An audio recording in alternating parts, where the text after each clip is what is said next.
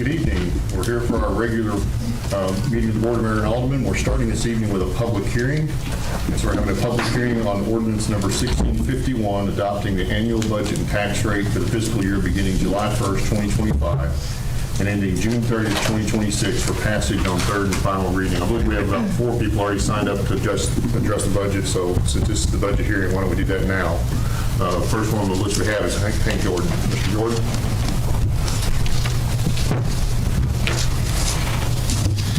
Thank you. My name is Hank Jordan. I'm Director of Business with Tullahoma City Schools. I'm here this evening to read an email that Dr. Stevens sent to City Administrator Quick last Wednesday, June 18th, regarding school crossing guards. She regrets she is unable to be here as she is on vacation with her husband. The email. Thanks for reaching out to me yesterday afternoon to discuss the budget you are working on and the proposed cuts or changes you are providing to BOMA members on Monday. In our conversation, you mentioned one item on that list that would impact Tullahoma City Schools, school crossing guards. You indicated this is about $34,000 per year for the PEOPLE program. You said you are unsure of how the meeting will go and what changes BOMA members will want to make. So I wanted to give you information to share with them. I've had a short time to think about this and wanted to raise some concerns and challenges about this possible removal from the city's annual budget. The most pressing concern to me is the safety of students. With such a quick turnaround for TCS to take this program on and be ready for July 31st, the students' first day of school. As we have so many walkers and bike riders, this change causes me immediate and pressing concerns. If BOMA were to approve the city budget without this safety program for students and families, we would need to do several things. First, amend our 25-26 budget that was just approved last night. This would require the Finance Committee to meet and determine what will be cut or changed to take this on. While we would have an idea of the total cost, we would need to know what is involved, personnel, materials, etc., to ensure the budget lines are correct. Second, we would need to have a special call meeting in July to do several things. Seek approval for these new positions. Board Policy 5.116 provides the parameters for this, but essentially we would need job descriptions, qualifications, performance responsibilities, how they will be evaluated, who will oversee them, how they would fit in the organizational chart that would need to incorporate them, and this program. We could not do anything with this until the school board approved the new positions, and we would have to have all these items needed to bring it to them. Secondly, we would need to seek approval for an amended budget and show them what the Finance Committee determined would be the best way to cut items to add this unexpected cost to our annual budget. There would also be immediate impacts on multiple departments and schools with little turnaround time to prepare. The departments would be HR, finance, safety, and then of course all 7 schools. In the short time given to think through this, these are just a few of the items that came to my mind. HR, we would need to post positions, onboard new employees, conduct background checks, etc. Like substitutes, this will be an ongoing item for HR to process. For finance, we would need to change our finance software to ensure these individuals are added with appropriate coding, times to report, determine the flow for timesheets, monitor timesheets for accuracy, ensure payments for these contracted employees, etc. For safety, we would need to be trained on expectations from TPD, placement of crossing guards at each location, how to train crossing guards, what the processes are when things go awry with vehicles not obeying crossing guards, the materials needed, etc. Process for communicating when out or unable to fill the spots would also have to be determined, communicated, etc. The safety standards for schools do not include crossing guards, which makes me wonder if this is appropriate for schools to take on. The only safety standards related to pedestrian traffic is speed bumps, humps, or other calming traffic devices. For our schools, leaders would have to have plans in place to cover crossing guards who are missing, which adds stress to them as they are trying to start the day and must be thinking about this challenge should it arise from day to day. I plan to let the Finance Committee know about this, as I do not want them blindsided by the possible discussion of this at Monday's meeting. And because it will have an immediate implications for this group, the school board, and our district, we would come back on July 7th, and it would be nearly impossible to have everything in place for a July 31st first day of school. I truly appreciate you sharing this information with me yesterday afternoon so that I was not blindsided by the potential discussion. I know you will keep me informed, as this has significant implications for TCS where student safety is concerned. Thank you. Thank you, sir. Mr. Gressel. Greg Gressel, 316 Oak Park Drive. I know that tonight is a challenging night as you face some difficult task of shaping next year's city budget, and I just wanted to take a moment to once again advocate on behalf of South Jackson Performing Arts Center.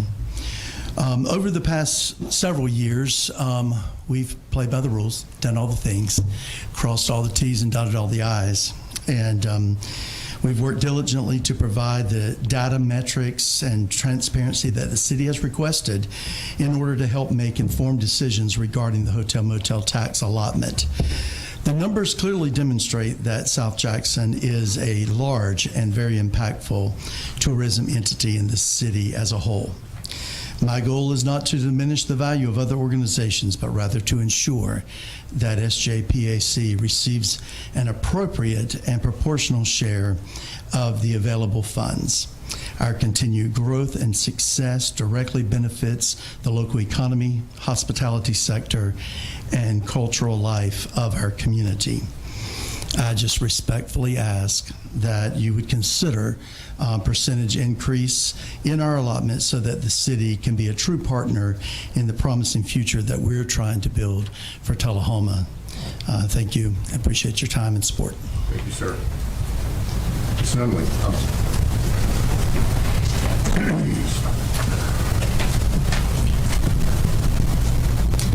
Good evening. I'm Hope Nunley, the Executive Director of the Tullahoma Area Chamber of Commerce. And I wanted to just provide some additional information outside of the packet that we submitted to you all. This year, we have provided 39 free networking, business development, and economic development opportunities, along with 4 fee-based events, attracting over 2,278 attendees. TACC hosts more than 70 events annually with over 14,000 participants. Only 1 event is exclusive to members, and just 9 charge admission.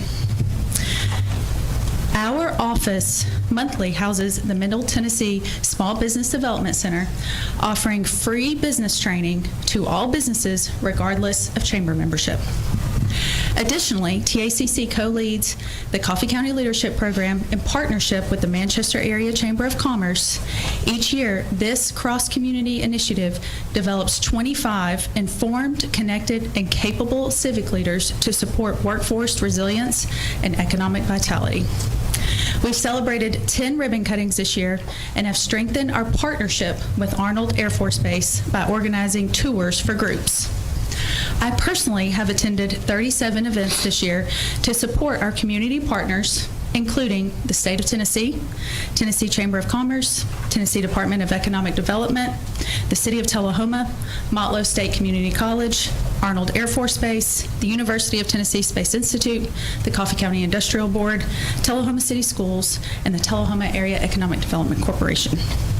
We have completed the 24-25 marketing grant, which produced a trifold to promote our tourism assets, a class led by an industry professional photography, and launched our Visit Tullahoma Instagram and Facebook accounts. We promoted Tullahoma in 38 interviews across radio, TV, the Tullahoma News, and Good News. We also purchased window clings with a QR code linking to our website to facilitate access to our services outside of office hours, and distributed over 2,500 copies of Think Tullahoma across the state, including the Tennessee Welcome Center in Clarksville and Nickajack Visitor Center, with over 2,700 views of the digital version on our website. We are grateful to this board for your continued support of our organization. While we do serve a membership, we also serve the entire community and are the Welcome Center to Tullahoma. Thank you. And then Ms. Lee.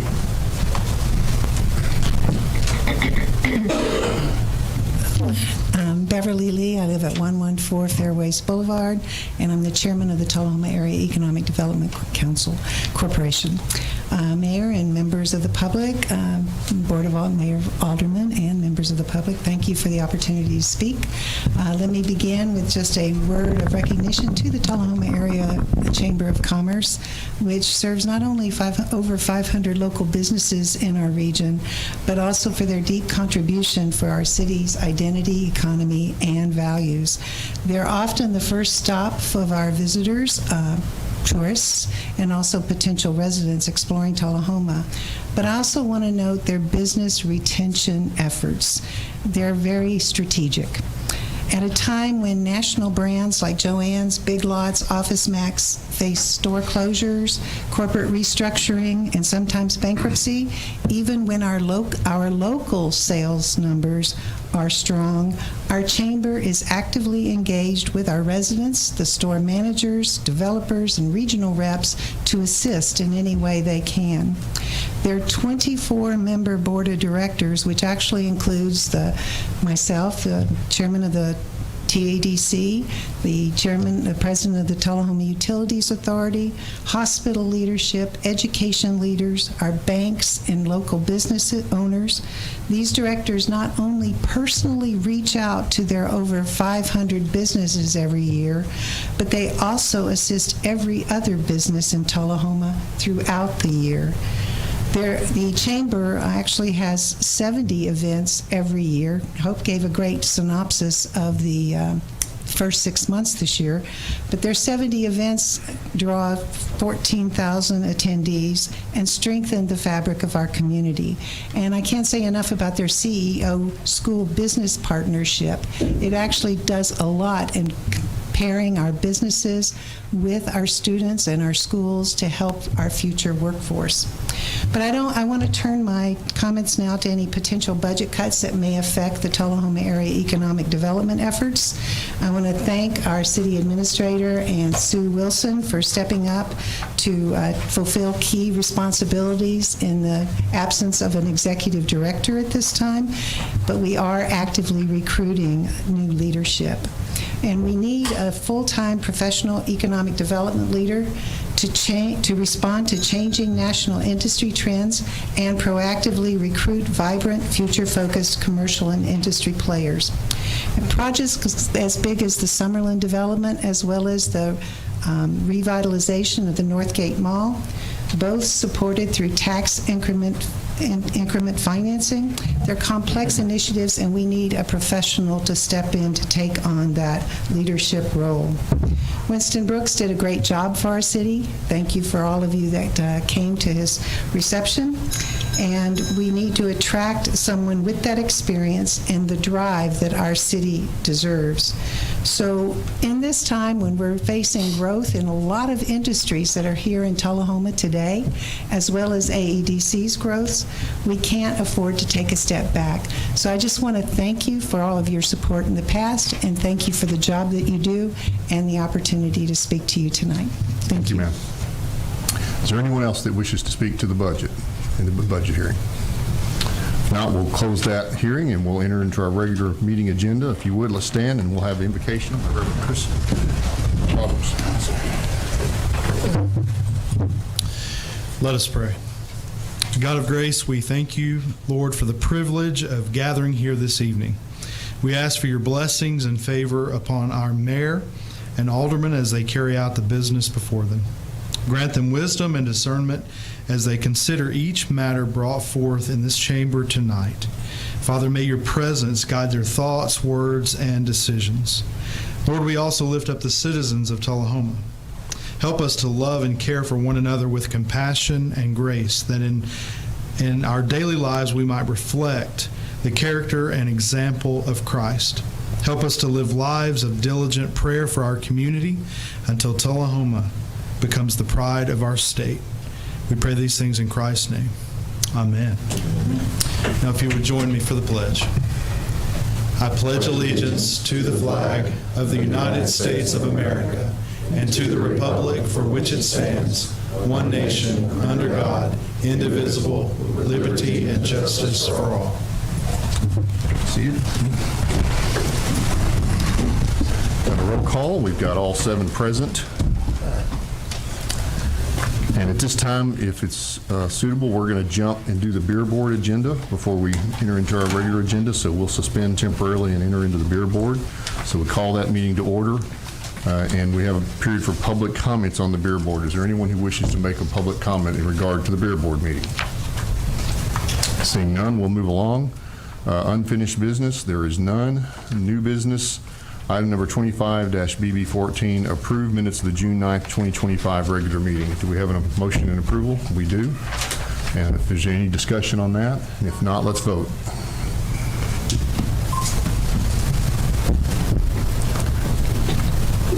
Minutes are approved, 5-0.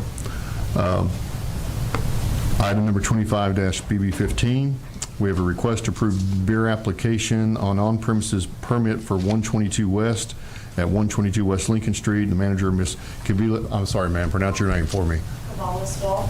Kavalaswal. She will oversee the beer sales. So do we have any staff report on this request? Mr. Quick? Okay. Do we have a motion then? We have a motion and a second for approval. Is there any discussion or any questions for the applicant? If not, then we'll vote.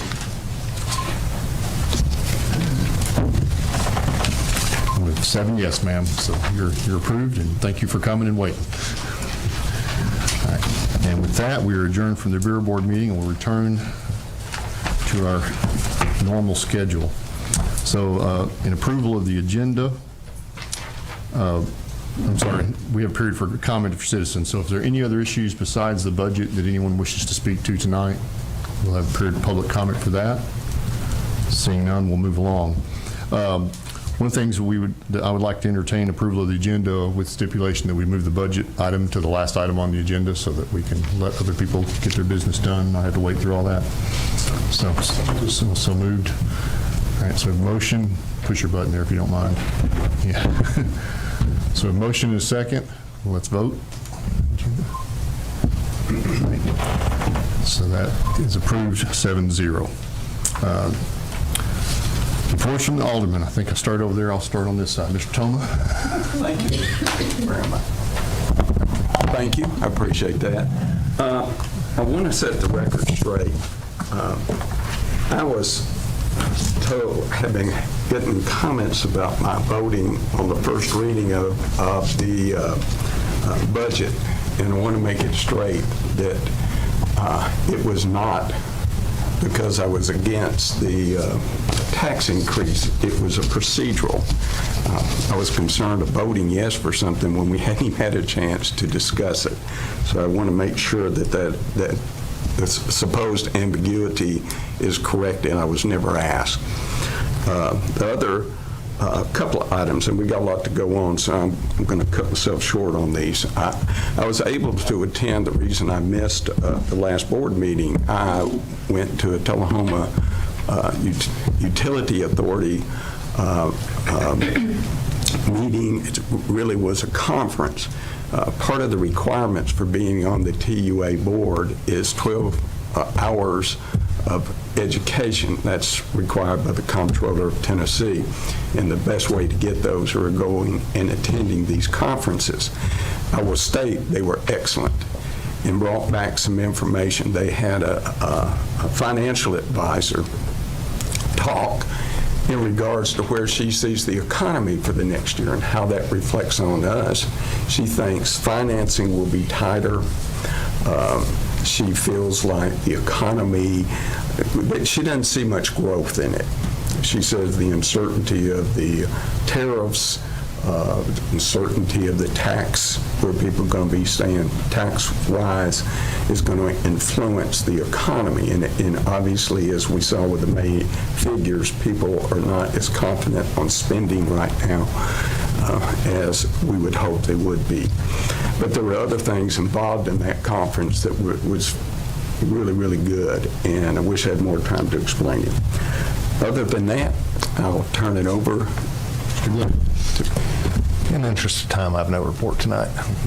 No report. All right. Ms. McGee. I just have a short report. I did attend the school board meeting.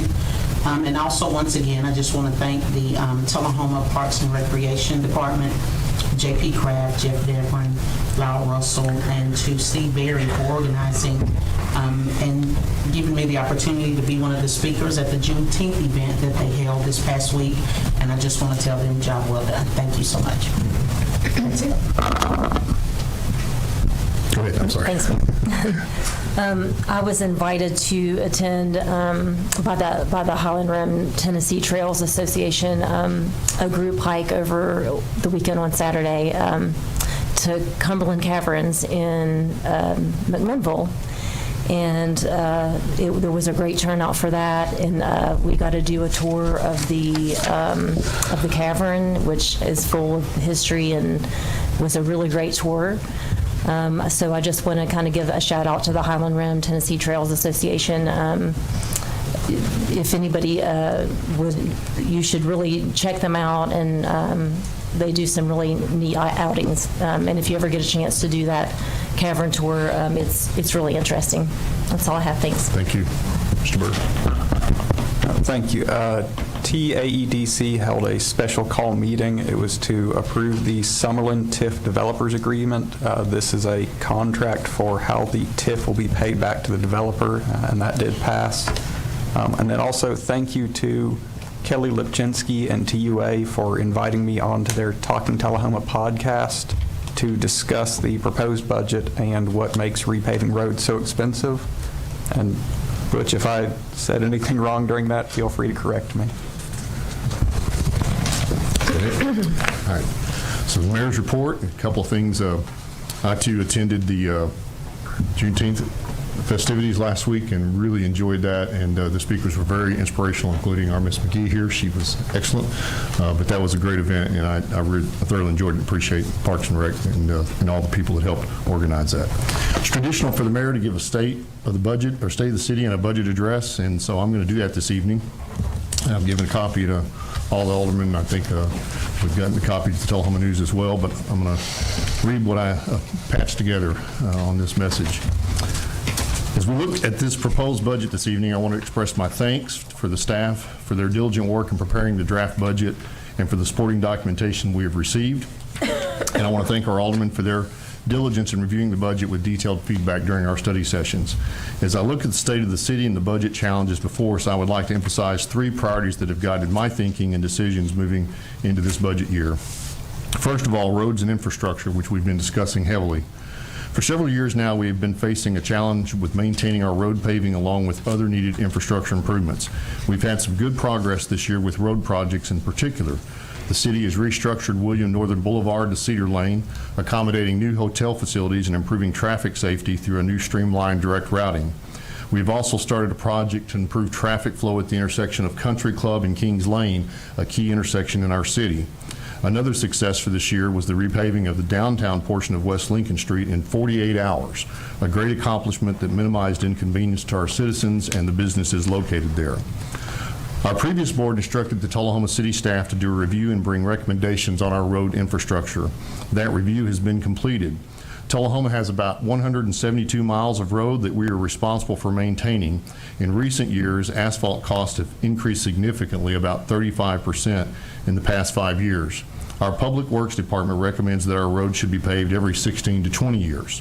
Based on these numbers, it's estimated the current cost of paving in order to repave our streets every 20 years, the annual expense would be about $1.5 million a year. The city has increased spending on paving in recent years, but we are still far short, spending about $700,000 to $800,000 the last 2 years. We have received many comments on the poor condition of many of our roads, and the only solution to that is to repave on the proper schedule. Also of concern is the condition of our municipal building where we meet tonight. This aging building is in a deteriorating condition. Recent engineering studies indicate that there will either need to be major renovations to the building or replacement will need to be sought. Decisions about the path forward have not been determined yet, but we know this is a need for the near future. The second item I want to highlight briefly is public safety.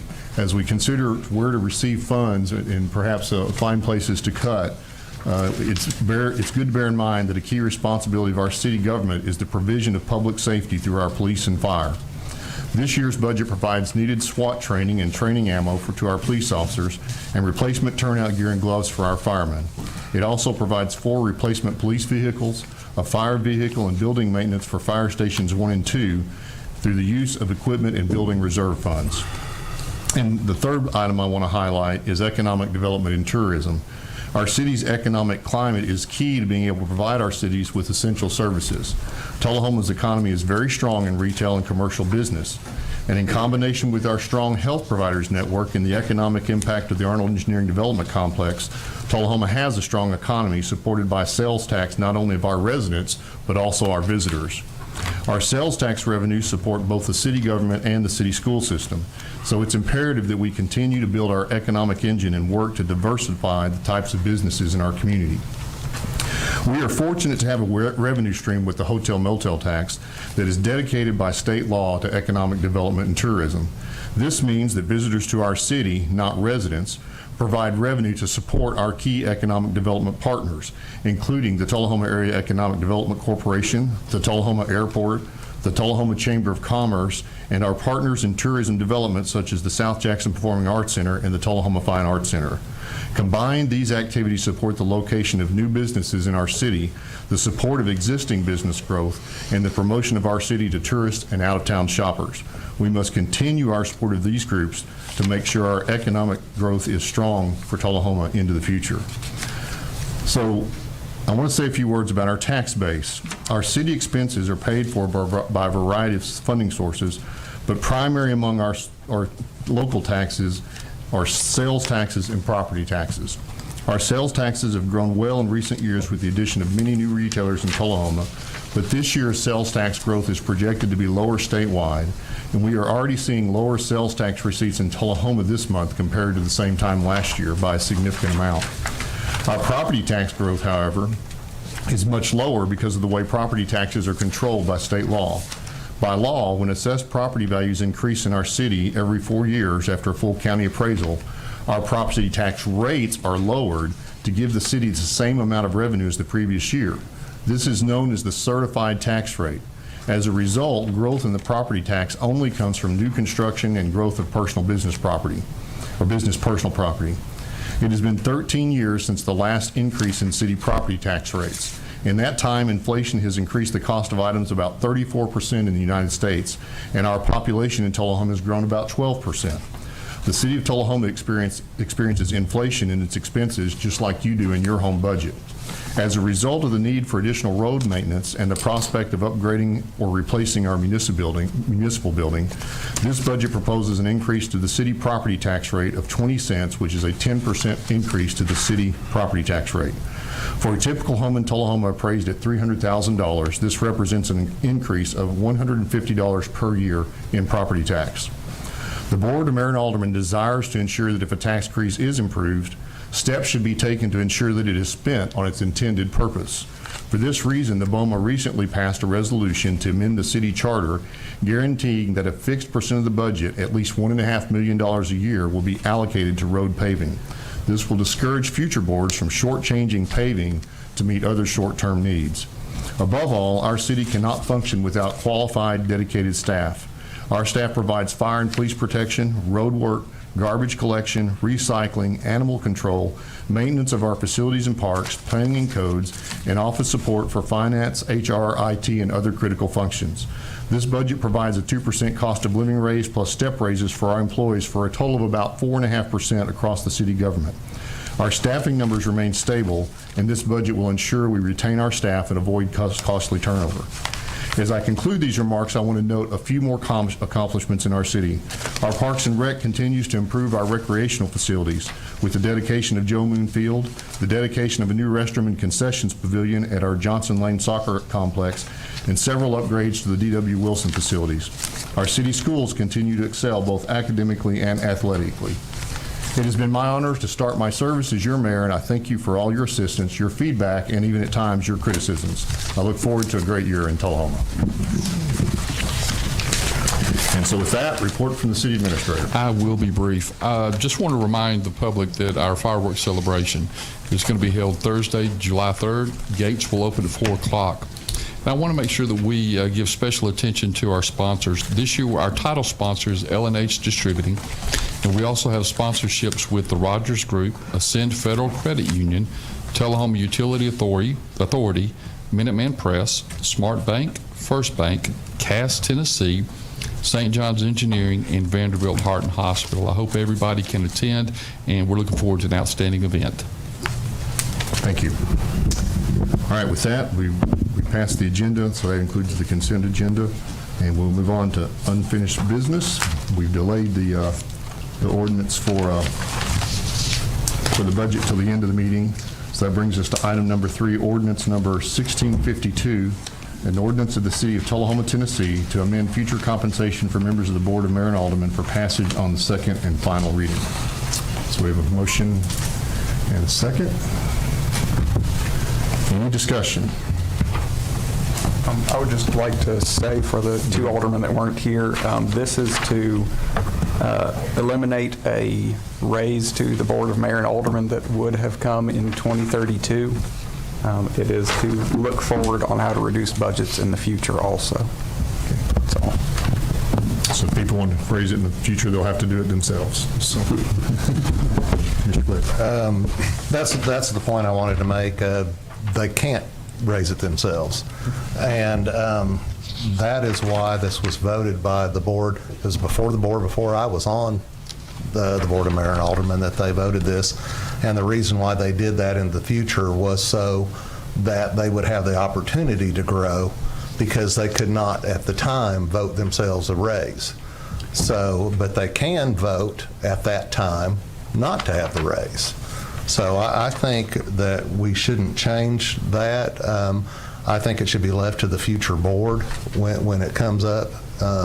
It's 2032. I think it's premature to take that option away from them.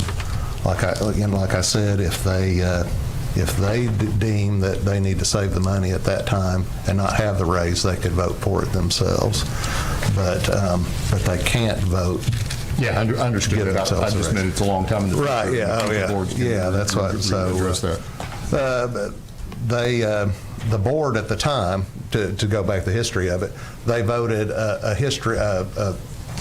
several raises, or 2 raises actually. One was the raise that we all received, and then the next one was the 2032 raise. So I think we should just leave it as is.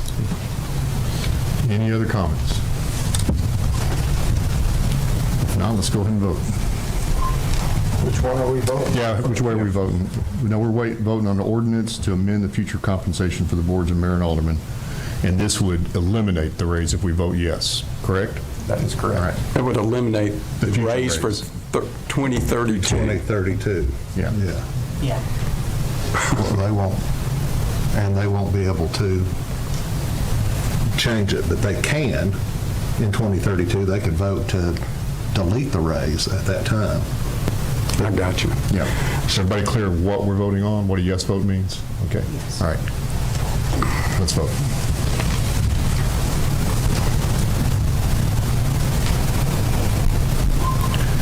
Two yes, 5 no, so that motion fails. Makes sense.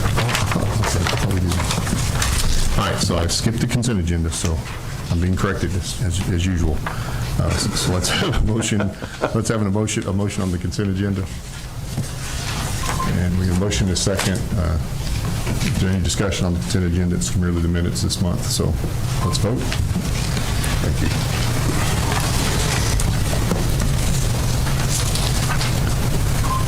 All right, passes 6-0 with 1 abstention. But that finishes our unfinished business, and then we move into new business. Item number 25-67, a request from the police department to approve the purchase of one 2022 Chevy Silverado 1500 from Russell Barnett of Winchester in the amount of $34,498.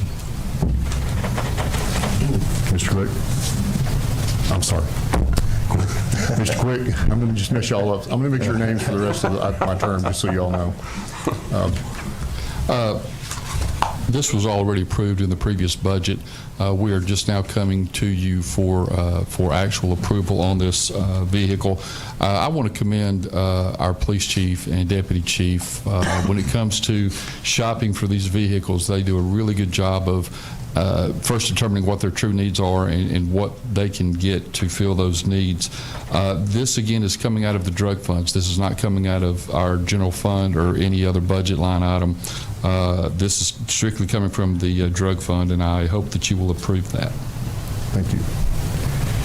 Do we have a motion? We have a motion for approval. A second. Any discussion on that? If not, let's vote.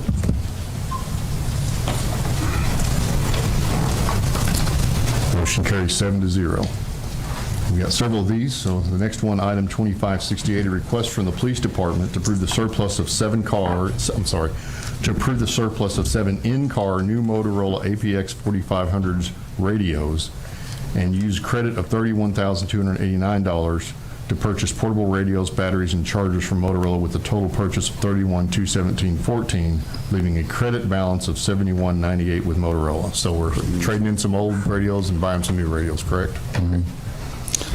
So a motion, second on that. So again, this is another example of all of our departments, but tonight we're going to focus on the police, where they're always looking for ways in which they can surplus or return items, but also get something of value back. I know previously this year we've looked at, I think, firearms and other things that we were able to trade in and out. So this is a great opportunity for us to be able to save that money, and I hope you will approve this. This is something that is definitely going to be an uptick for our people. And I also want to say thank you to Lieutenant Phil Henderson, who does an awful lot of the work that makes all of us look good, but especially on this particular item. He does an outstanding job of working with all of our vendors and making sure we get the best pricing we can get, and the relationships are strong. Thank you. Any questions or comments? I have a question on this. Sounds like a pretty good deal, and I'm not against it. I was just wondering if you could update. Is this the additional radios to the new radio system we purchased? Are they using the new radio system we purchased? I think that'd be great. Let me have Chase give you an update on that, if you would come to the podium.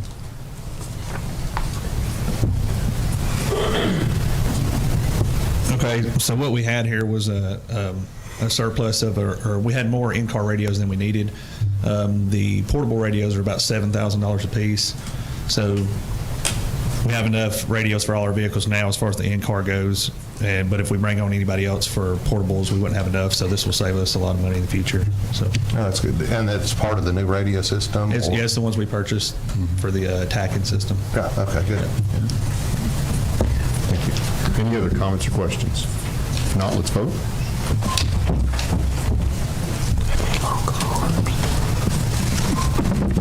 Motion carries 7-0.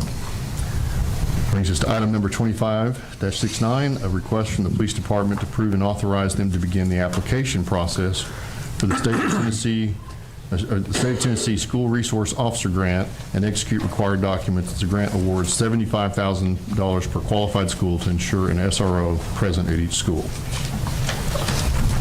The application deadline, I believe, is the end of this month. This is the same exact MOU that we've signed in the past. In fact, not one word has changed from the one that we signed last year and this year. So this will allow us to maintain the SROs that we've hired on that grant for another year. Thank you. We have a motion and a second. Any questions? Comments? If not, let's vote.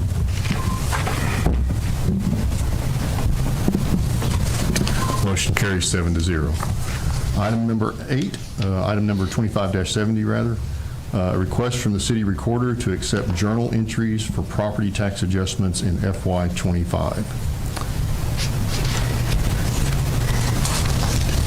Mr.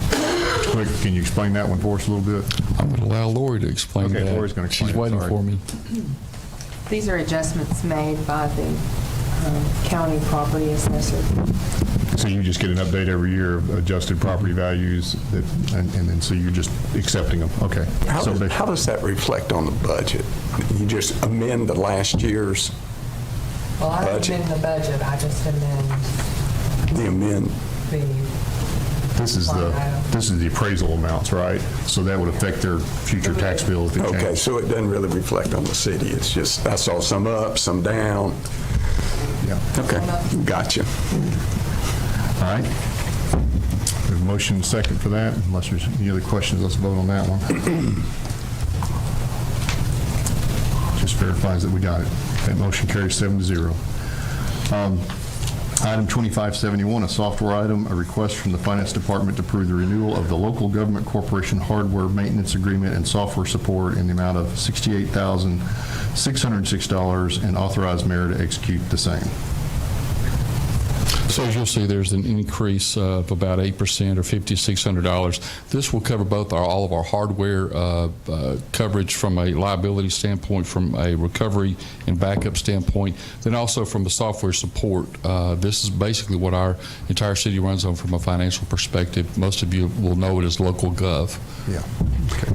Hey, I'm familiar with this kind of stuff. Unfortunately, it seems like every year when you buy a software package, it comes with the, it's going to increase every year. I dealt with it in business. Do we anticipate an increase next year of 8%? I don't know it'll be 8%, but I would guess you can anticipate an increase every year of somewhere between 2 and up. 2% and up? That's what we've seen. We've seen it go up pretty much every year. Now, what we may be able to do is we're hoping to get rid of our dependence on maybe one or two of the modules. Yeah, you pay on the workstation and then you pay. Yeah, familiar with it. Okay. All right, we have a motion second. Any other questions? Now let's vote.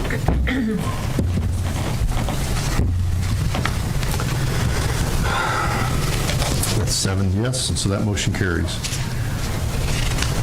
And then item number 25-72, a request from the city administrator to formally reduce the sale price of $230,000 to $210,000 for 1201 Country Club Drive and authorize mayor to sign documents for closing.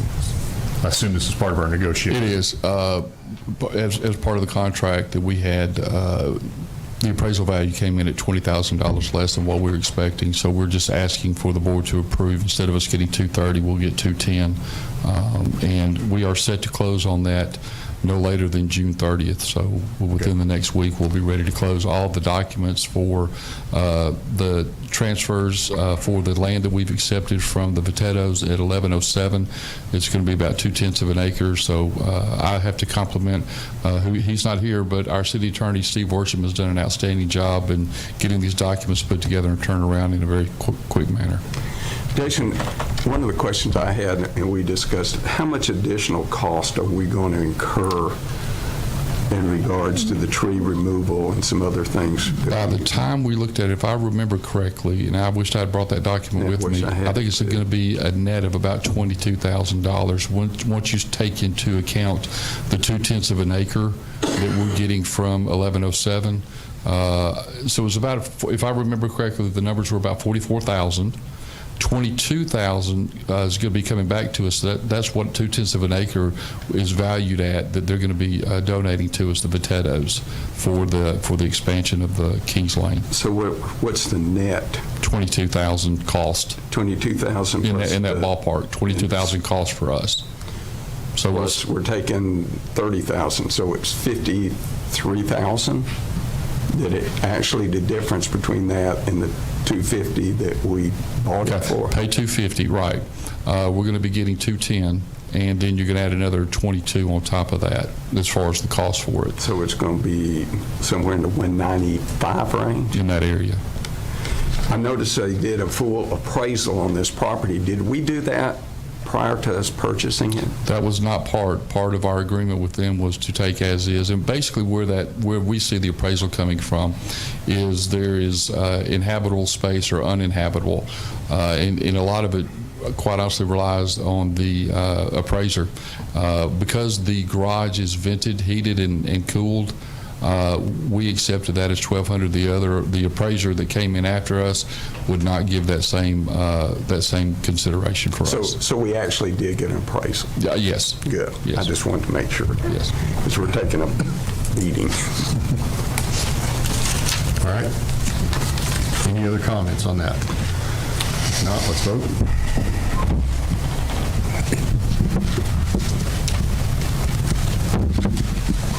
Seven yes. So that brings us now back to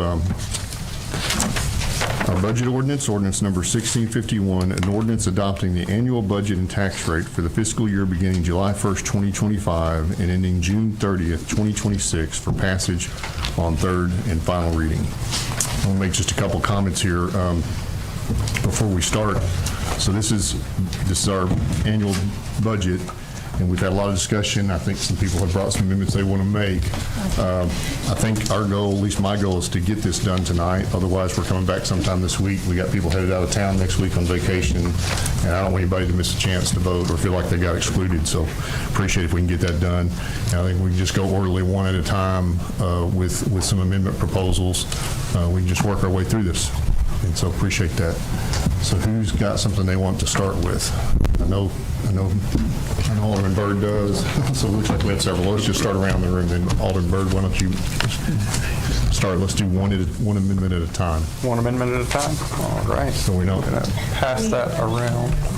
Yeah, let's have a motion in a second so we can get our thing. Let me just make one brief. So I said let's do one amendment at a time. There may be some of the stuff as we get into discussion where we decide to pass. It's going to imply we do several amendments all as a package or not. So we'll deal with that as we come to it. But to get the conversation started, and he's got one to hand out, which is great. All right, go ahead. If we could skip the top part at first, it's the directives to staff that I would like to talk about first. The first, I would like to direct the board to direct staff to work with Tullahoma City Schools to begin the transition of school crossing guards into the budget of TCS. This is not an elimination of much needed crossing guards. It is the moving of responsibility to TCS. I'm recommending that this be a future change to the budget, but not immediate, because after reading the email from Dr. Stevens and then a phone call with her, it would be detrimental to do this without giving them more time to prepare. They need to identify where in this budget it would come from, create a job description, everything else that was read earlier. If we were to make this change tonight, they possibly wouldn't be able to do this in time, and it would possibly be a hazard to the children of the city. I did have to make a correction, which I handwrote at the bottom. This would be a direct savings of between $25,000 and $30,000, and that's because of the roughly 2 months that it would take to move this forward. It would also be an indirect savings due to the hours needed from human resources and police for managing and supervising crossing guards. Okay. So I didn't know if that should be a board vote or just... So I guess there's a couple ways to handle that. If we do a vote in the middle, we're going to have to, it's like a separate vote. It's not part of the budget amendment. I mean, right now, the money for crossing guards is in the budget for the city to do. And so I don't see a reason why we can't pick this up at the next meeting with, or we can get kind of asked informally, can the city start working on that? I think it's what we're saying here. Is everybody okay with that? If the staff kind of takes that on to go start working to transition that out, but leave it in the budget for now until we get it worked out. So are we going to be requesting that we give the school system enough time to adjust it, and we'd hope they would be able to do it? They actually, but 30 days is pretty 60 short. days. Yeah. I don't know what kind of time period they would need. Do you have any idea how long it would take you to get this done? It will be much longer than 30 because our people are out because it's summer break. I understand. So they won't be back into the admin building until July 7th, and it will require all of the things that were said. I mean, it's required from us, all the things that were said in the email. Okay. So give us a time. What is the shortest amount of time it could be? Sure.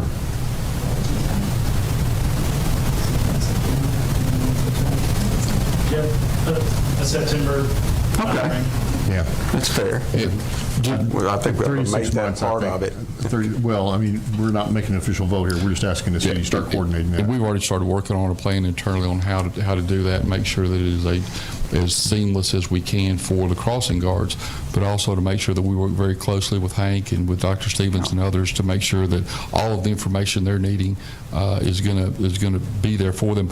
Also, just to reiterate, the training of these school crossing guards, our SROs are still going to work directly with them, make sure, and we're even going to have a checklist created to make sure we've covered all of the training aspects needed for every cross guard that we have or that they have. So I feel like it's going to be a very good partnership if we, if you were to, say by September 30th, I think we could definitely do that. I don't think it's going to be us. It's going to be more of them being able to take on those responsibilities. I think procedurally, this just becomes a matter of when they're ready to pick it up, we make a motion amending our budget and reducing the dollars. I respect their position on it. If you want to work with it. Yeah, I do as well.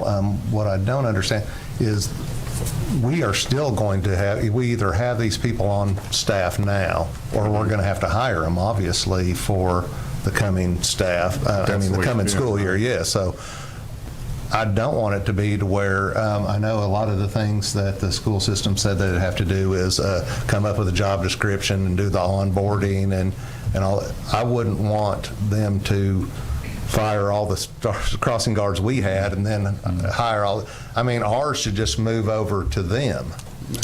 I mean, so that would kind of, the background checks would already be done. A lot of the stuff on their list of to-dos should already be done. So potentially the time frame might be a lot quicker than what we thought, but I think we give them all the time they need. I mean, and just by their statement, September 30 is a good point to shoot at. So I'd be in agreement with them.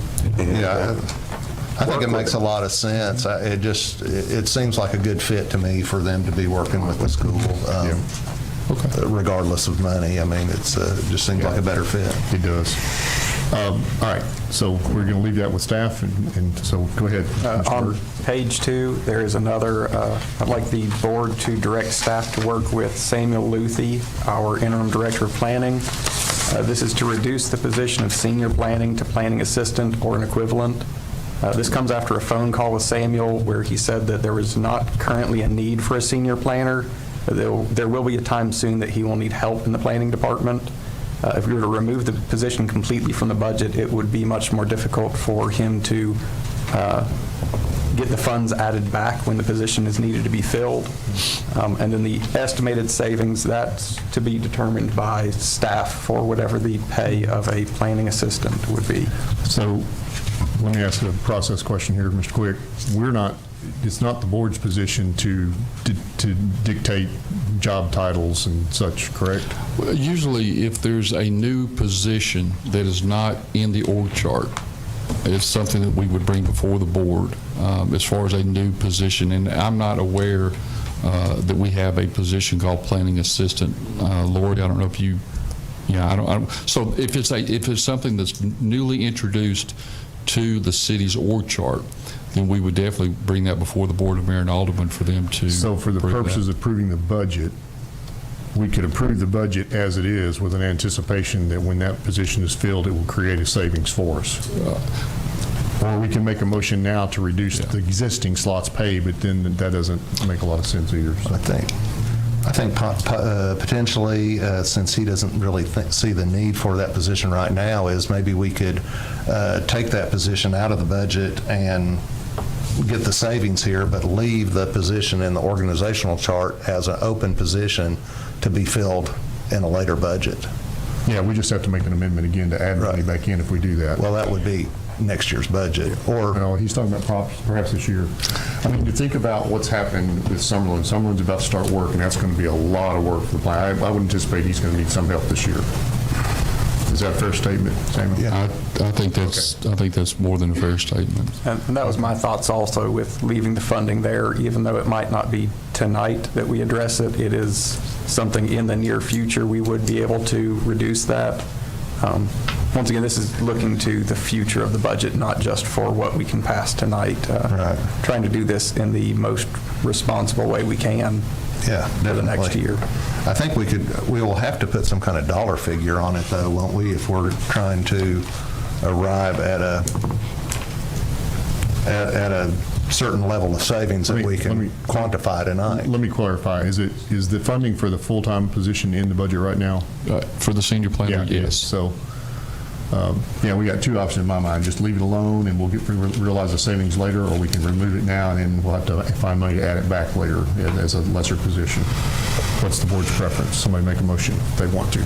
I'll make a motion to take it out of the budget and find the money. Okay. For now, it's just a motion to remove it from the budget. Yes. Okay. Do we have a second for that? So we have To remove the senior planner? yeah. The position. There's nobody in that position right now. We're not laying anybody off tonight. Are you live. taking the money from the budget? Yes. How much is that exactly? How much was in the budget for it? Yeah, we need to know that. About 93,000. No, that's the senior. The senior So planner is already here. I'm a just little to- confused. let's clarify this right now, because this may come up multiple times. The line item in your budget is a total for that sort of work in that line item. So that could be 1 or 2 or 5 people, you know, it could be multiple people in there, so. Not on this list, though, right? Which list is that? Is that On the list that he emailed to us for savings. This is just the one position. Yeah. That's an open position. He's the Okay, director. so the senior, So okay, let me- director and the senior. Let me clarify what I'm Okay. asking. I think we should ask the budget director to tell us how much to reduce that line. Yeah. And make a motion accordingly. Oh, she's calculating. Yeah. I wouldn't want to accidentally give other personnel a pay cut without realizing You it. take out the salary. Insurance, she leaves alone. The salary and benefits, that's what I was going to go. That's my piece of paper. Of course, the other thing is that goes across multiple lines because of benefits and retirement.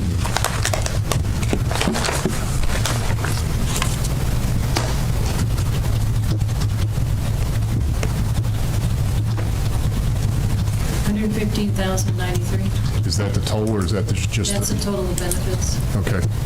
I'm sorry, what was that, Sue? $115,093. Senior planner, okay, yeah.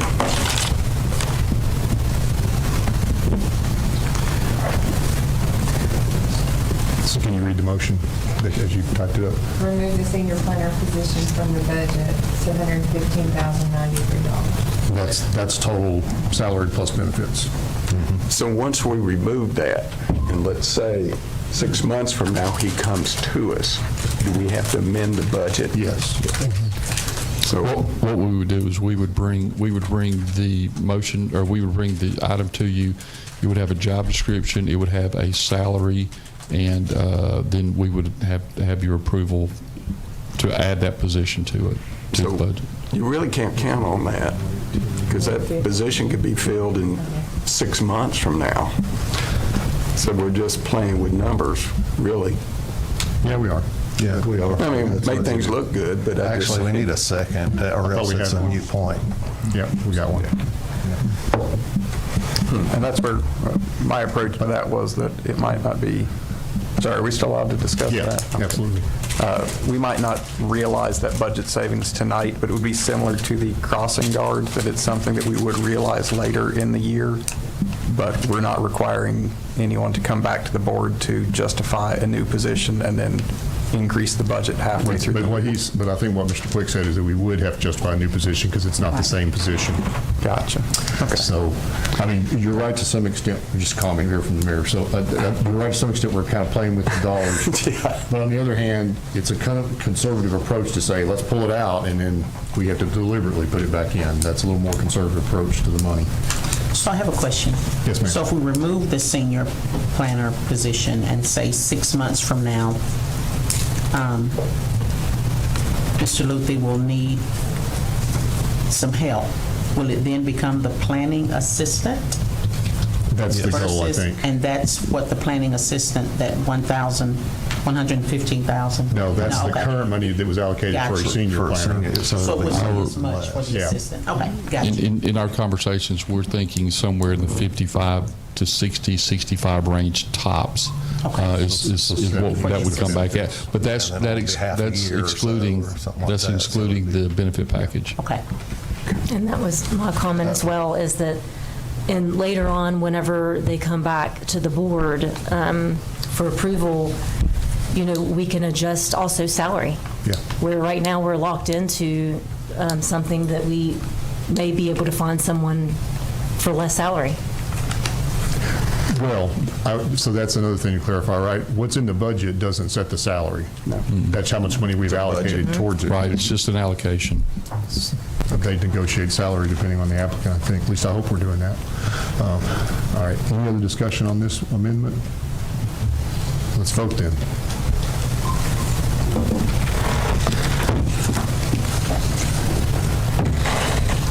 Seven yes.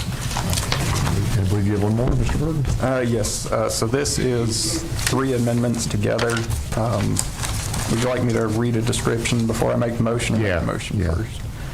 So the first would be to reduce the budget of legislative travel training. That's page 37 of our agenda, legislative, line 280.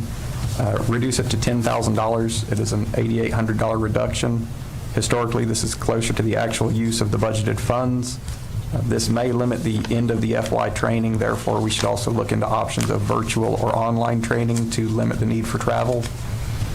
The second is a reduction of the budget for Parks and Recreation, community centers, and I believe the correct line is maintenance and repair.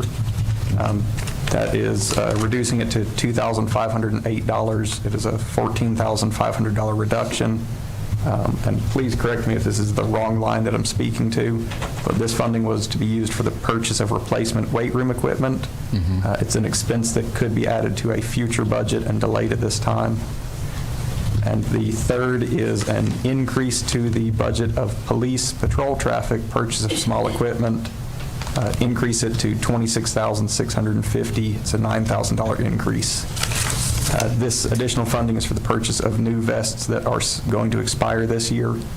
Currently, the police department purchases new vests on a rotation, so there's not need for one large budget item every 5 years. These vests will need to be purchased regardless, but adding this to our budget removes the need for the police department to make this a future agenda item to spend directly from general funds. This also removes the possibility of not being able to purchase new vests if funding is denied, which would lead to our officers being at a higher risk. So, just for the board, our recorder has been typing all that into a single amendment, which we can vote on it that way, provided everybody agrees that you want to vote on all 3 of these items, or do you want to separate them out? Is there anybody that wants to separate these 3? All right, then we'll keep them together. Any comments? They seem reasonable to me. So do you know what the net is, Matthew? It would be, what's that? The line item is 940,034. 940,034. Is that the weight room item? Is how much again? $9,500. And it's 940,034. 110-444-00-940-034. So that would be the purchase of large equipment? Okay. There's only 9,500 budgeted there. Yeah, we had a line item for, I thought we had, did we already turn down the weightlifting equipment? I thought we had. No, sir, we accepted that for the police. So where's it at in the budget? I'm sorry, look at mine. It says purchase of large equipment under community centers. Okay. Line 940,034. 262 is what repairs the current weight room equipment we have now. Okay. So is this split between 2 different line items, 262 and 940? No, that's not what he said. I think that's what I heard Sue say. And it's like, I'm sorry, large equipment. So it's okay. So the line item 110-444-00-262-034 is maintenance and repair of community center equipment. We have a community center weight room at CD Stamps and D.W. Wilson. This money is what we use with a company called Fitness Direct, and they make sure that all the equipment is working when something breaks. This is not something you can buy at Walmart or locally. They come from Brentwood, and they service our equipment 4 times a year. The purchase of the Smith weight room equipment is a new purchase, and it's over the line item to make, I think it's over $5,000. So that's the difference in 940 and 949. So the new weight room equipment you're talking about is in line item 110-444-00-940-034. Okay. So are you talking about getting foregoing the new weight I still don't equipment? see it in here. Yes, but Sue, I would like to. It's on page 49. It's on page 49, Mayor. On page what? 49. So it's on 940, I don't see any item for 14.5, which is what. It's $9,500. Right. So the other money is in repair, is what he was It's explaining. in two different line items. Okay, so it's two different line So what's items. the second line item? Okay, so the first would be the reduction of the large equipment of 9,500, and then 5,000 of that is in the maintenance and repair. Okay. So forgive me, that's what I had named and misunderstood that, so I would need to change that to 9,500 coming out of line 940 and 5,000 coming out of line 262. I'd like to suggest on that not to take the maintenance money because that is a safety issue. For equipment we have, for equipment we don't have? No, that is the maintenance of the equipment we already have, correct? Correct. So I don't understand how we ended up, how did we originally have a line item for the 14.5? It was two line items combined. But I don't understand why I'm asking, because we had a sheet of paper that said new fitness equipment 14.5. Because we took anything they were adding that was new in this budget and put it back on the list we were asked to get to for the board to look at as reducing back. We had added $5,000 to repair, and we had added $9,500 for new equipment. Okay. So the repair is for the older machines there, but it wasn't additional. But it is new. Okay, okay. So we've only got 9,500 in Okay. equipment. Sounds So that would be just 9,500 from line 940, correct? 40. Okay. Yeah, line 940 under 444. 34, 940, No, that's large equipment. Purchase of large equipment. Parks and Rec. You can just zero that line out. And then 940, it should be near the bottom of the list. Yeah, gotcha. Thank you.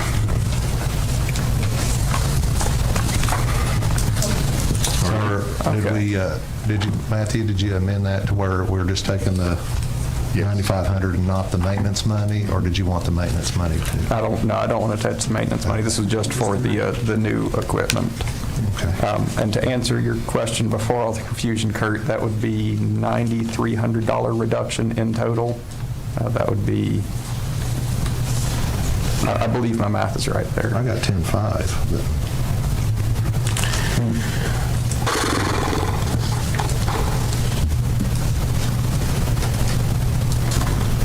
It's a $9,000 increase in the, for the vests. Yeah. A $10,000 decrease for the training. No, it's two $10,000. The reduction is 8,800. Oh, okay, sorry. Yeah. Okay, I think he's right. I didn't do his You're math. right, yeah, that's where. Sounded about right. That's where mine was wrong, yeah.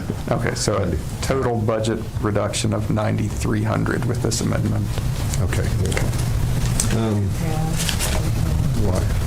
So I have 8800 with this one, and then 9500 with the largest equipment. Right, and that's all. We'll purchase the 9,000. So you're going to purchase small equipment of Yeah. 3. Yeah. On line 949, page 42. All right? Is that right, Matthew? That is correct. Any other discussion? Not, let's vote.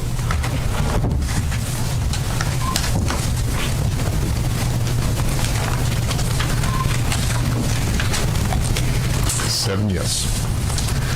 Bird, is that all of yours for now? That's all I've got. I have a comment, just back to the crossing guards. I'm trying to keep a tally on how much we save.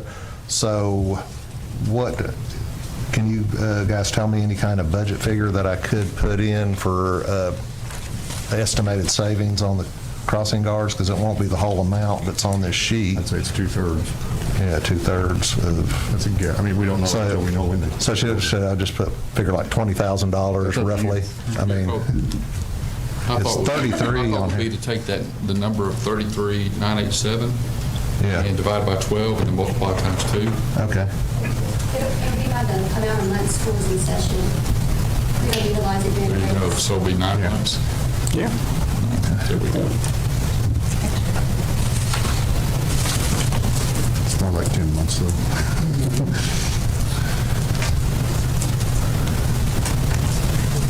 I guess they're out. Breaks and stuff. Somebody got a quick estimate for that? I think I got it. I'd put down just an estimate. 26. I put 26.5. So just in regards to that, the reality is whatever we do tonight, Ms. Wilson's going to have to go and incorporate all those things into her documents, so we probably won't know the exact dollar amount on a few of these things until she has a chance to do that, especially with employee changes. At least we'll know roughly. But we'll know roughly. But if you're trying to keep an exact dollar value. No, So that's 26.5. It's pretty rough right here. Yeah, okay. All right, Ms. Wilson. Thanks, Mayor.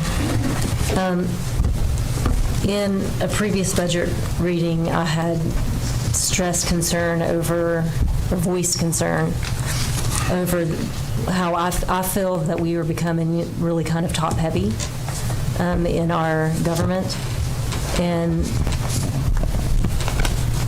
my worry is that we're not able to sustain that, especially when we have some big projects coming up, like replacing this building, which I do feel strongly that we need. I mean, well, obviously we need to do that. And then we also, at the same time, have a decrease in our sales tax revenue, which is disturbing. And this year's budget includes raises as high as 10 to 13% over the past 3 years for some top staff, even as we increase property taxes and dip into nearly $1 million of reserves. While we have outstanding employees that do a magnificent job, and I wish that I could give pay raises to each and every single one of them. But the reality is that we have to be, we have to be able to afford moving forward.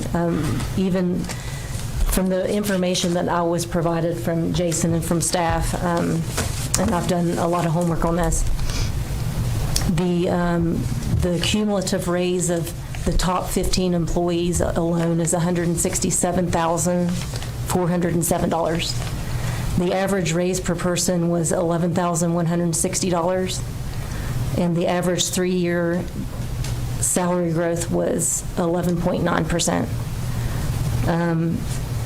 Raises of 4 to 18% during a year of tax increases and reserve drawdowns are poorly timed. All the top administrators and directors received annual compounding increases of around 4%, which adds up quickly.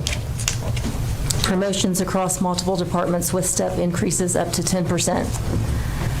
Top line staff have seen increases while front-line wages, like sanitation and maintenance, are stagnant or even decreased in some part-time roles. Several of these raises of 4 to 18% exceed inflation, and while we are asking for tax increases and reserve usage, city leadership compensation is rising faster than general fund revenue and without clearly documented performance-based metrics. And as I touched on, meanwhile, May's sales tax revenue was down over 7% compared to last year. So I would like to introduce an amendment to ensure we're living within our means while still rewarding staff fairly based on performance and economic health. And I'm just going to pass these out.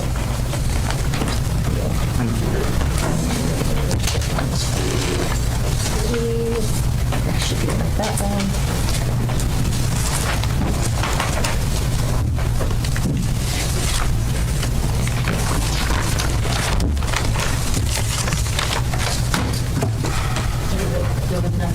Lori, did you go on? I didn't get it. Nope, I did get it.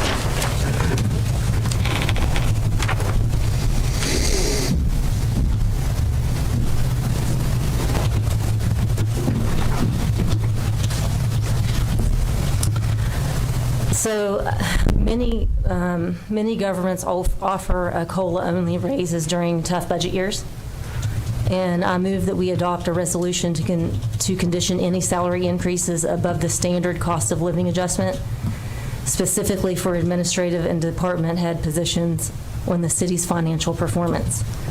This amendment will require that 2 basic revenue benchmarks are met before those higher level raises can take effect. Number one, that our local option sales tax growth reaches at least 3%, and that our general fund reserves remain at or above 25% of expenditures. If either of those thresholds are not met, then raises above COLA would be deferred unless specifically approved by a vote of this board. The standard COLA of up to 3% would still be allowed for all employees. And again, this is a safeguard, not a punishment, and it reflects our shared responsibility to align leadership compensation with the city's financial health. And I believe that it's fair and a measured step to protect our reserves and maintain public trust while we work through a period of slow sales tax growth. Can I ask a couple of questions? Sure. You said some people got more than a 10% step raise. Is that possible with our step system? Steps are 2%. So how did anyone get a 10% step raise if our steps are 2%? Well, whenever I did the calculations, it was over a period of 3 years. So and that's not a 10% increase in step for a year. That's an average of about 3.3, which is still higher than 2%. Can you name an individual who got more than a? Are you adding their cost of living and their step together? It was just the calculation from the fiscal year 2023 up to. So that's just their pay. I mean, If you go down, I can show you like a list of the top 15 people that the percent increase over 3 years was up to 10%. That's about 3.3% a year. So that's not excessive in my opinion. Maybe it's excessive in other board members' opinion.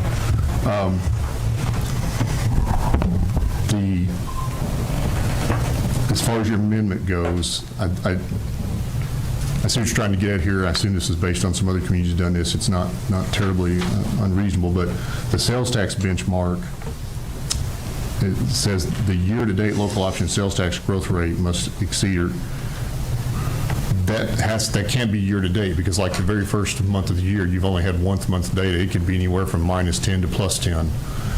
So you couldn't give anybody a raise for the first 6 months of the year until you saw how the averages worked out. So that might need a little work. But I'm not aware of department level people gaining much more rapid than the rest of our staff. And I think that's what you're getting at. Or are we just saying that the highest level people should not get raises as at the same percentage as everyone else? No, I think that, and I don't know how that we, in exact detail, that would be, we would all have to think about how we would do that, but other cities have put this in place just so that we weren't living beyond our means. Yeah. Can you name a city? Yeah, there was Chattanooga, hold on, I have a list here. Chattanooga, Hendersonville, Murfreesboro.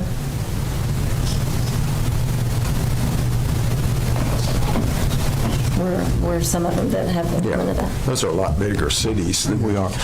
I had an opportunity to kind of look over the salaries, and virtually from my standpoint, I would love to have an opportunity, and if there's something available out there, to really give us a comparison against our cities of our size and makeup. The state has a salary. It would really be nice to do it, because when I looked, and again, I think those things are the better gauge, and I like the idea, but we can't.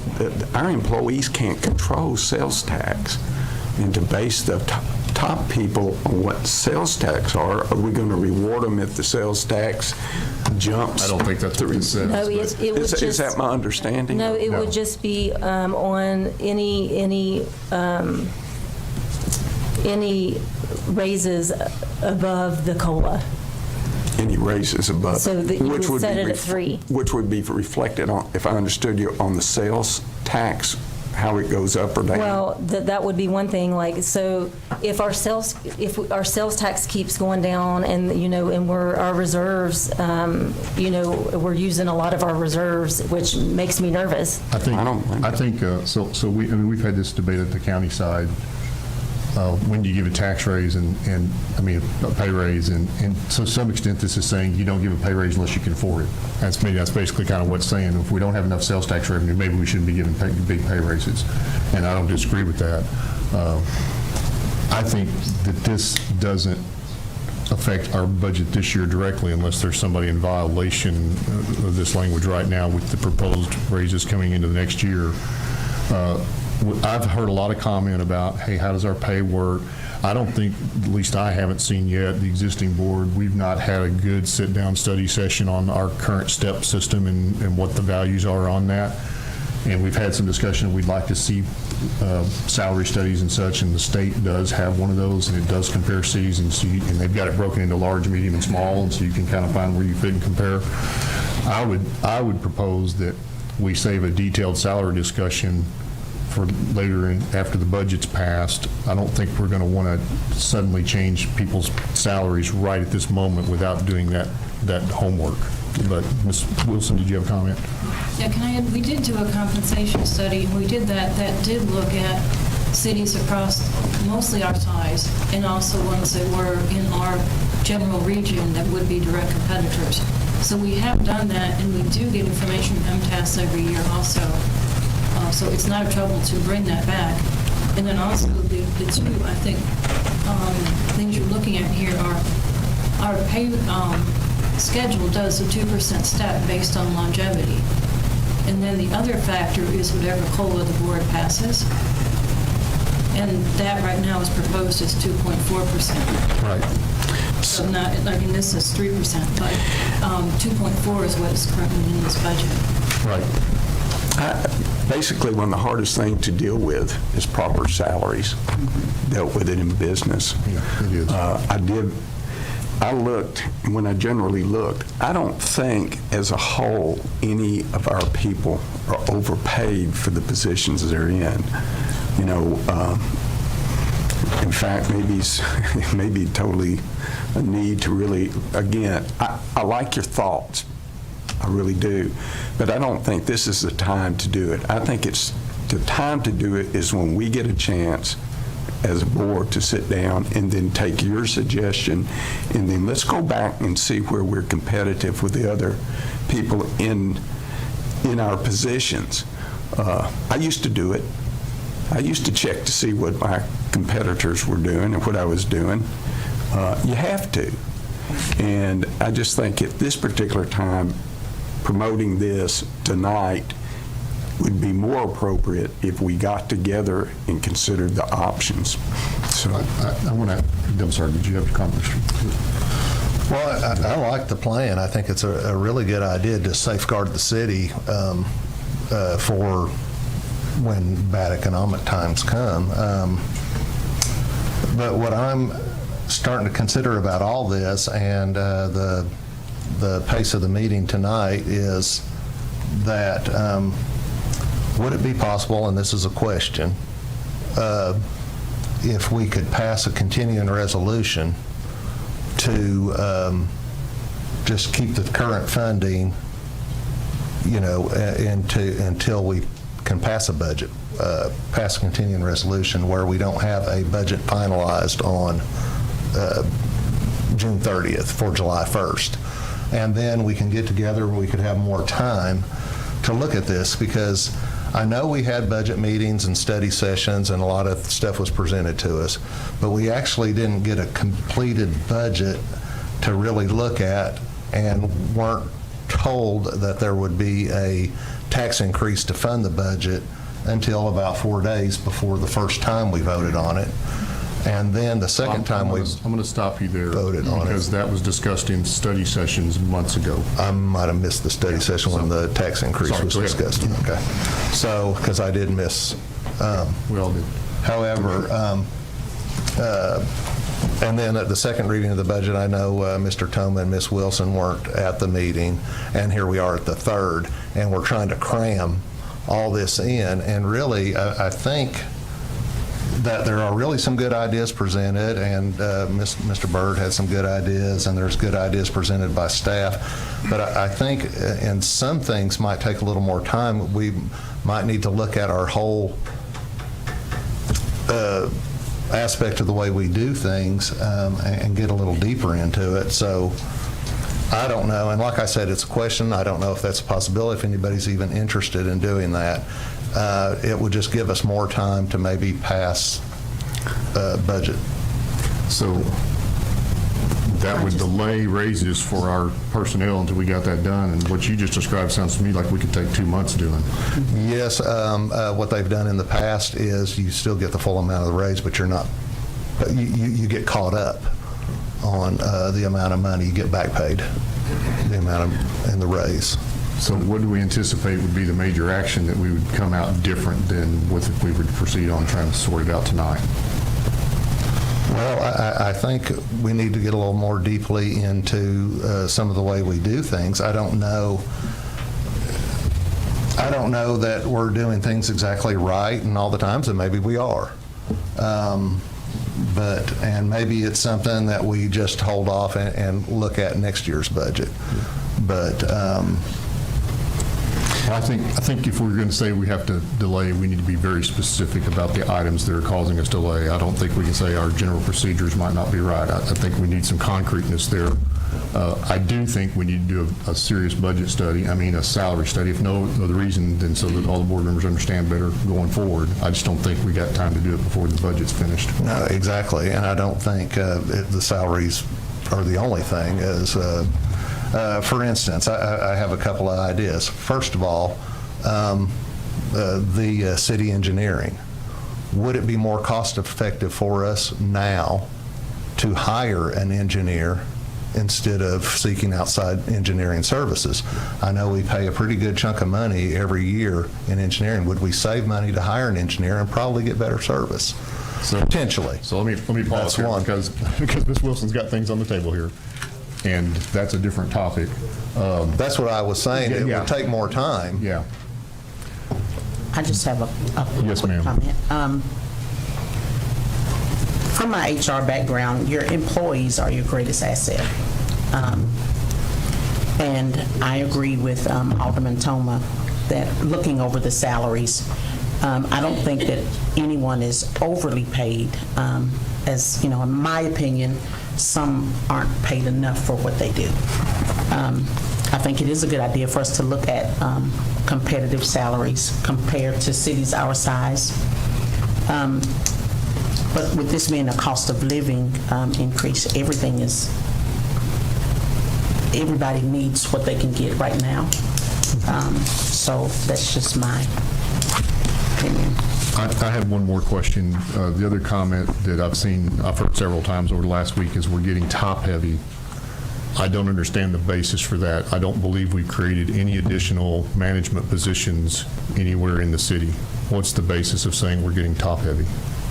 Well, and I had, there's a lot of documents in here, but there's a document in our budget or an email that we received that shows some of the departments, how they've jumped, let's say, from like 5 to 9 full-time employees, and that's where I'm drawing that from. Well, that's not top-heavy. That's just more employees. I mean, that's.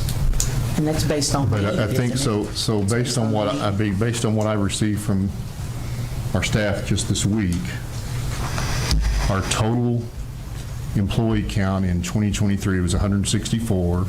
In 2024, it went to 169. Last year, it went to 170. So it only went up one person in total in full-time staff last year, and we're only proposing to go up one more person in full-time staff this year.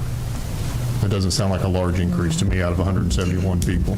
Mr. Quick. I think one of the things when you look at the budgets and it talks about, payroll or that expenses up, I'll give you a couple of examples. For example, with planning and codes, it shows they're up 34%. But what that is we took 34% compared to the last budget, but we took an employee, Nick Kimbrough, out of fire and put him over there. So we just transferred the money over there. Same thing with Public Works. We have an employee that may be retiring, so it shows we're up 35%, but that's the expected payout for that retirement. I know we had a document showing a large number of promotions, but all of those were basically promotions from within the fire department to existing, so we didn't create any existing new positions. Now the stormwater is showing it's up 116%, and that's because we went from a part-time position to a board-approved full-time position for a stormwater employee. So that's what creates some of those jumps. All right. Yeah, we went over comparing the last work session. We virtually spent all our time looking at the various departments and increases and so forth and so on, and all that I thought was properly explained. Right, because there was a need for those positions. I guess what I'm referring to is it's somewhere in this budget packet, but I'm unable to locate it now, but I had it in an email that the number of full-time hired fiscal year 2024 was 64 compared to 27 in fiscal year 2021. Yeah, so we've had hirings, but we haven't increased positions. Those are replacing people that left. I believe that would also be with the turnover rate. Yeah, now the turnover rate may be a concern there. Full-time promotions was one of them from fiscal year 2021 was it was up 35 from 8. Yeah. So, I mean, that's just where those are existing positions that we didn't create new positions to promote them into. They were backfilling positions that already exist. Most of your promotions are generally going to be tied to your police and to your fire departments, where you'll have a fireman go to an engineer, or you'll have a reserve fireman who now becomes a full-time employee. So that is considered a promotion for him. So that's where you see most of those promotions. We have had some promotions from within. So, for example, we had a young lady who was working at the front counter in finance. She received a promotion to go to the accounting position. She has since received another promotion to go to another department. And then we've had another one that has followed that same track. So we do try to promote from within when we can, but I think a lot of these promotions you're seeing are going to be coming from fire and from police. But it's in relation to the amendment. I know we need to move on, but I appreciate this. Yeah. But I think it's not the time to try to incorporate it in this year's budget. But it is stated by Kirk, we need more time in the future to really dig in, not just to hand out a piece of paper on the third reading and try to make decisions on. That's my opinion. Yeah, I'll agree, because some of the information, we just recently got on Saturday morning, so. Yeah, it's a lot to digest, especially at the final reading. So that's what I would recommend. It's your motions. One other thing, if I could throw this out there, and I know there was concern about getting some of that information. Unfortunately, some of our systems are antiquated, and so, for example, there was one where we had to go back to a software vendor. I had Lori call them and we had to ask a special request, which means they wrote kind of like a report. Should that happen? No. I mean, we should have updated systems. We're going to be bringing to you perhaps a recommendation later in the year for us to add the payroll module for UKG. The HR has gone extremely well. We've got that implemented. When it comes to doing the payroll, the report package, that's where we could hit press, enter, and then we can create our own reports. It's going to be a lot faster than what we've had to do. So a lot of what Lori did, if it didn't come with the software vendor, she basically just got out and just started researching it from scratch and having to pull that in there. So that's part of that overall focus that we have from a technology standpoint. We're trying to become more efficient in what we're doing and trying to get that information as soon as we can possibly get it. One of the things I would like to say about that is that as we stumble across these things this year, please write them down. And after the budget gets done, then we can start saying, hey, next year we'd like to see this set of information, so the staff has a long time. And my second comment on that is my experience is just this is the way budgets go, because staff is trying to close out a year and generate a new budget all at the same time. And you can't put it together too soon, because then it's not complete. And so you kind of end up in a time crunch every time. I didn't finish my thought about when I was asking for if we had more time, and I think we could save some substantial money, and if we looked at the systems and the way we do things now. I was giving the city engineers an example. Mr. Quigg, do you know approximately, or maybe Butch, approximately what we spend on engineering? Hold on. Let's come right back to that. Okay. But we've got an amendment on the floor, and that's not part of that amendment. Do we want to deal with this amendment? Do we want to vote on it? Do you want to withdraw it? What do we want to do? I'll withdraw. Okay, so we're going to withdraw this amendment. Go ahead, Kurt. Do you know approximately what? So, ironically, I asked for that today. I think from an engineering standpoint, we're at $296,000. Now, what I can not tell you is exactly how that's broken down. I was given a general number, but how much of that is contracted, what's stormwater versus project is not something that I have. I don't have that availability at the moment. I could probably get Paige to look at that. So now the question there is, can you hire one engineer that can do everything that engineering firm was doing? I can't do it. Yeah. Would you mind if Butch came up and addressed that? No. Yeah.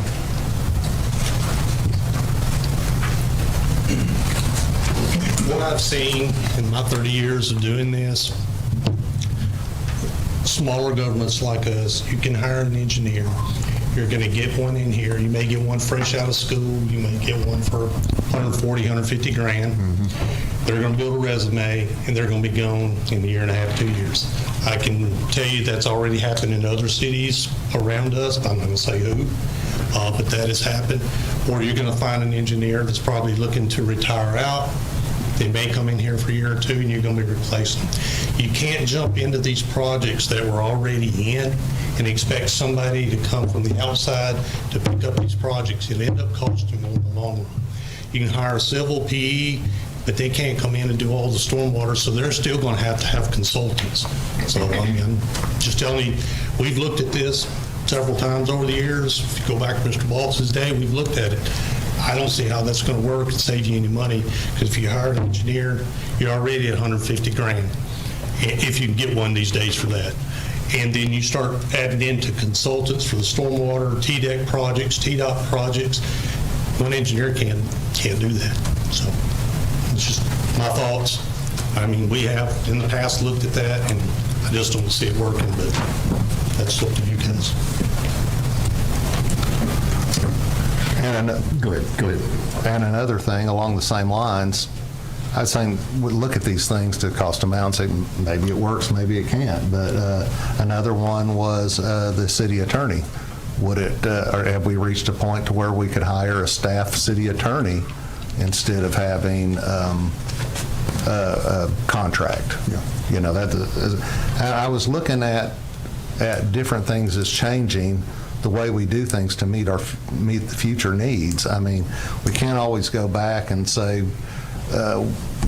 we've been doing that for 40 years, so that's the right way to do it. It may be, and it may not be. So I'm all for examining those things all throughout the year. I don't think we're obviously not making that decision tonight. Of course. Ms. McGee, did you have anything? No. Coach, you got anything? If we pass a tax interest, one thing that I want to make sure that it's stipulated in that money that is earmarked for roads goes to roads and not ended up over here in a car somewhere. And that's what we stipulated in the. That's what we stipulated, yeah, we did. Okay, so, yeah. But that's something we need to do. And I've noticed that throughout the city, most of the people I have talked to, you'd be surprised, are for a tax. Some are not, but a lot of them are, because they feel like that in order for us to get what we want and what the citizens want of this town, we've got to pay for it. And if we can't pay for it, going through what we're doing right now, trying to go through each department and taking people, that's not a good idea for me. Okay. Mr. Wick, you got amendments? I don't have any to present right now. I thought we were going to go through the list presented here. I had comments on that. Which list was that? The list that was emailed to us. But which list? We got several lists. I only got one. I couldn't Well, find I it got on one my list of possible cuts. Yeah. Yeah. We're glad to go through. You want to, I don't have mine actually. We've already talked about a couple of them. Okay, the school crossing guards, we already accepted that, a portion of it. The senior planner. Do we want to just go down the list? I mean, I couldn't find mine before I left. I figured one of y'all would have it. yeah, I am not, definitely not for cutting out the annual fireworks, especially in our 250th year of celebration. Actually, I was going to make a proposal maybe to, and it could come at a later time, for you to form a committee, because I think we should have a whole year of celebration, because it's not just for the past but for the future and everything Tullahoma has presented to our city. So I think we could take out the Rock Creek Concert Series. How much was that? That is $28,000.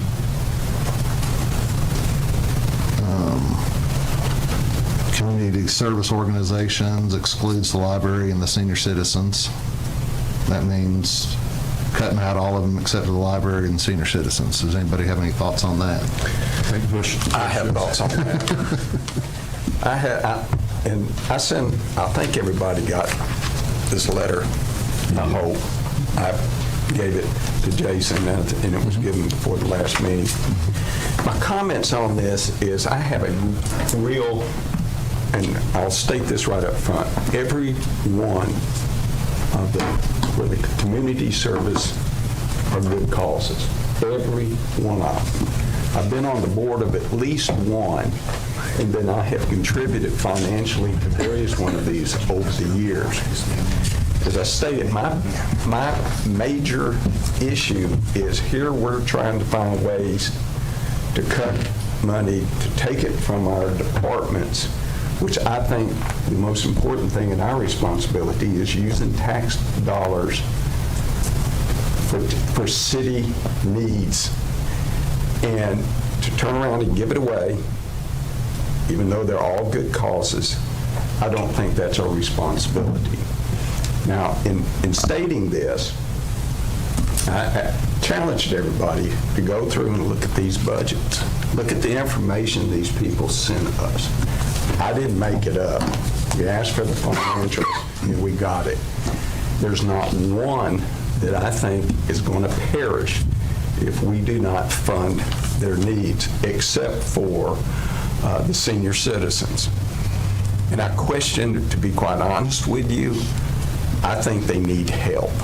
I think they need somebody or someone to come in. I think the ladies that run it are awesome, but I think they need help. And I think that if we do give them money this year, remember, we give them a building, we pay for insurance, we pay for this, it's like $38,000. And I looked at it, they also show their utility bill at $26,000. That's twice as much as what this building here. And so bottom line in this, I don't have a problem with what we're showing now. I understand we have to give the library $15,000. Is that correct? Yes. I wonder if Manchester is matching their library over there. But in material, I'm comfortable with that. The only other two items that I brought up is the fact that which I'm very in favor of, is recycling. The problem is we're paying $746,000. All right, hold on. Let's stick to the one first, and we'll come back to that. Let's go one item at a time. So right now we're talking about these community service organizations. Okay. So what do you want to do? Well, my motion is to keep it as proposed. No, on all the community services? Yeah. Or what's on? What I'm talking about is what you designated here. Where is that? No, not what I've designated. So this is just a list of Suggestions from staff that we could The consider. suggestion from staff. Yeah, so, sorry, where is this one at? What is that? It's near the top. It's near the. Oh, yeah, sorry, I can see it. Yeah. 58,000. So there'd be a savings of $58,264, excluding the library and senior citizens. So there would be elimination of all of that. That's correct. Okay, so is that a motion?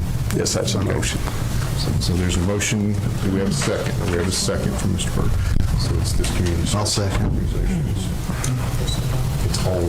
There is no. This number excludes the north. It's these lines right here, and everything else would be excluded. All right. Discussion. We've already had some, but That's my discussion. I didn't do this second on this one. okay. And she wants This is a different item. She's still typing on it. Okay. Okay. So do we have a second? Are you saying No, you that have a second. we fund only 2? Hold on, let's get a second. I second. Okay, thank you. That's fine. Yeah. Well, that's all she's. It's on another one. Go ahead. Are you stating that we fund only 2? That is correct. Senior citizens in the library? Correct. All the others that we are funding at the present time, Now, this doesn't count the tourism ones, it's a hotel motel tax. No, This is just the community service. No, we can't do organizations. virtually. So you want me to read the list? And it has to be the 2, right? Because we're obligated because of the building. What's that? Partly. Yeah, so like we have to leave the 2 I think we need to That's my in there understanding. because we own the building. Well, we own the building, but Right. we're also providing other services that are involved. So let me read the ones that would be eliminated under that. Okay. Civil Air Patrol for $736. Let's see if I want to. Humane Society for $2,500. 114 Southwest Atlantic for $4,000 repairs. Skills Development Services for $2,086. The Tennessee Rehabilitation Center for $4,906. The Tullahoma Daycare Center for $5,888. South Central Human Resources for $2,574. Tullahoma Sports Council for $25,000. Casa Works Incorporated for $3,000. Horseplay Incorporated for $3,000.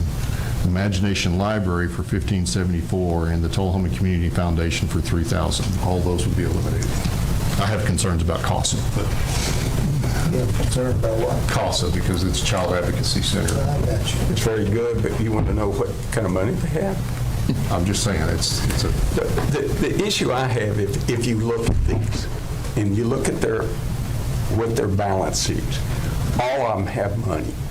They all have money. I'll give you an example, and I was on the board. Skills Development Service, great organization. Their budget shows that they would have over $500,000 profit. I mean, go through it, look at it. If I'm wrong, I'll be more than happy. And yeah, but they're not in a position, other than the senior citizens, to pack their bags. They got them. So any of them that you want, I've got it written down. I'll be more than happy to tell you what they got. Does the Sports Council still have a lot? $172,000 according to theirs. It might be down to $150,000. You want to know how they get their money? They get it from us. They had, well, I don't really want to get into it because I don't want them to think. I think it's a good organization, but we fund it and they take our money and decide what to do with it. Their banquet for 2024, they had it as a revenue of $25,000 and they spent $30,000. Okay? $25,000 from us, about $6,000. They've got an endowment that can't be touched, the principal, and they make about $6,000. And then they got about $1,300 from miscellaneous. Now that's on their bill. So they've virtually been accumulating $25,000 and then saying, and I think I talked to Jeff about it. And I think the purpose of it is good, but they're virtually, in my opinion, using city money, and I'd rather have that money given to the recreational department if we need to, and let them work with them. Again, all these are good causes, but if you took that $25,000, we could almost buy a washing machine for the fire department. We cut that out of the budget, but we can give away $25,000. I just don't think that's right, guys. That's my opinion. Any other comments or questions? Anybody want to make any comments?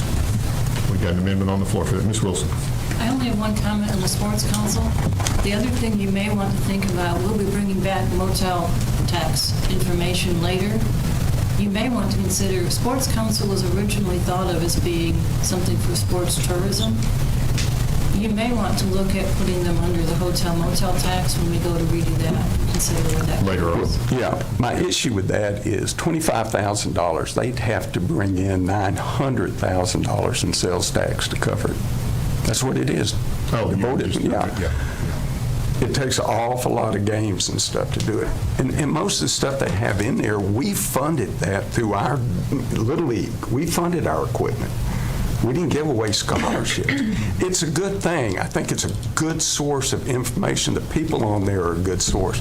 But I don't think we ought to be funding that with taxpayers' money. Y'all ready to vote? Last chance. All right, let's go. Okay. I'm sorry. Go ahead. We're voting just for the two. We're voting to eliminate the funding for everything but those two. The list I just read would be eliminated.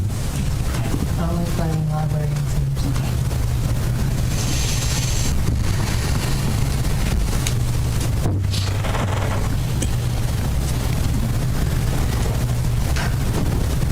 That motion carries 5 to 2. That's a hard vote. So appreciate y'all.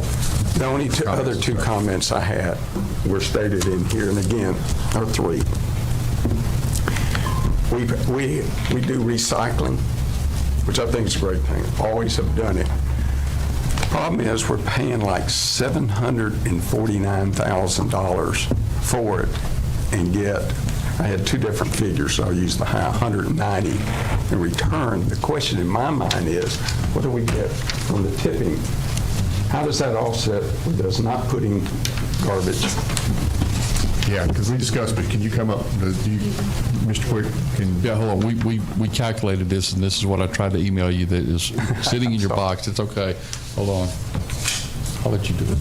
Okay, recycling does actually pay for itself when you look at, we're not getting a whole lot in the market, depending on what the rates are for cardboard and usually mostly commercial cardboard, cans, et cetera. But what you're saving is on is your tonnage. You're diverting your tonnage from the landfill, and your tonnage is costing you $58 a ton. And the last numbers I had, we were diverting over $10,000 pounds a year from the landfill. Meaning what was happening is you take the cost of around 700 and something thousand in expenses, you got about 150-ish in revenue, but you've got about 600,000 in landfill savings. Perfect.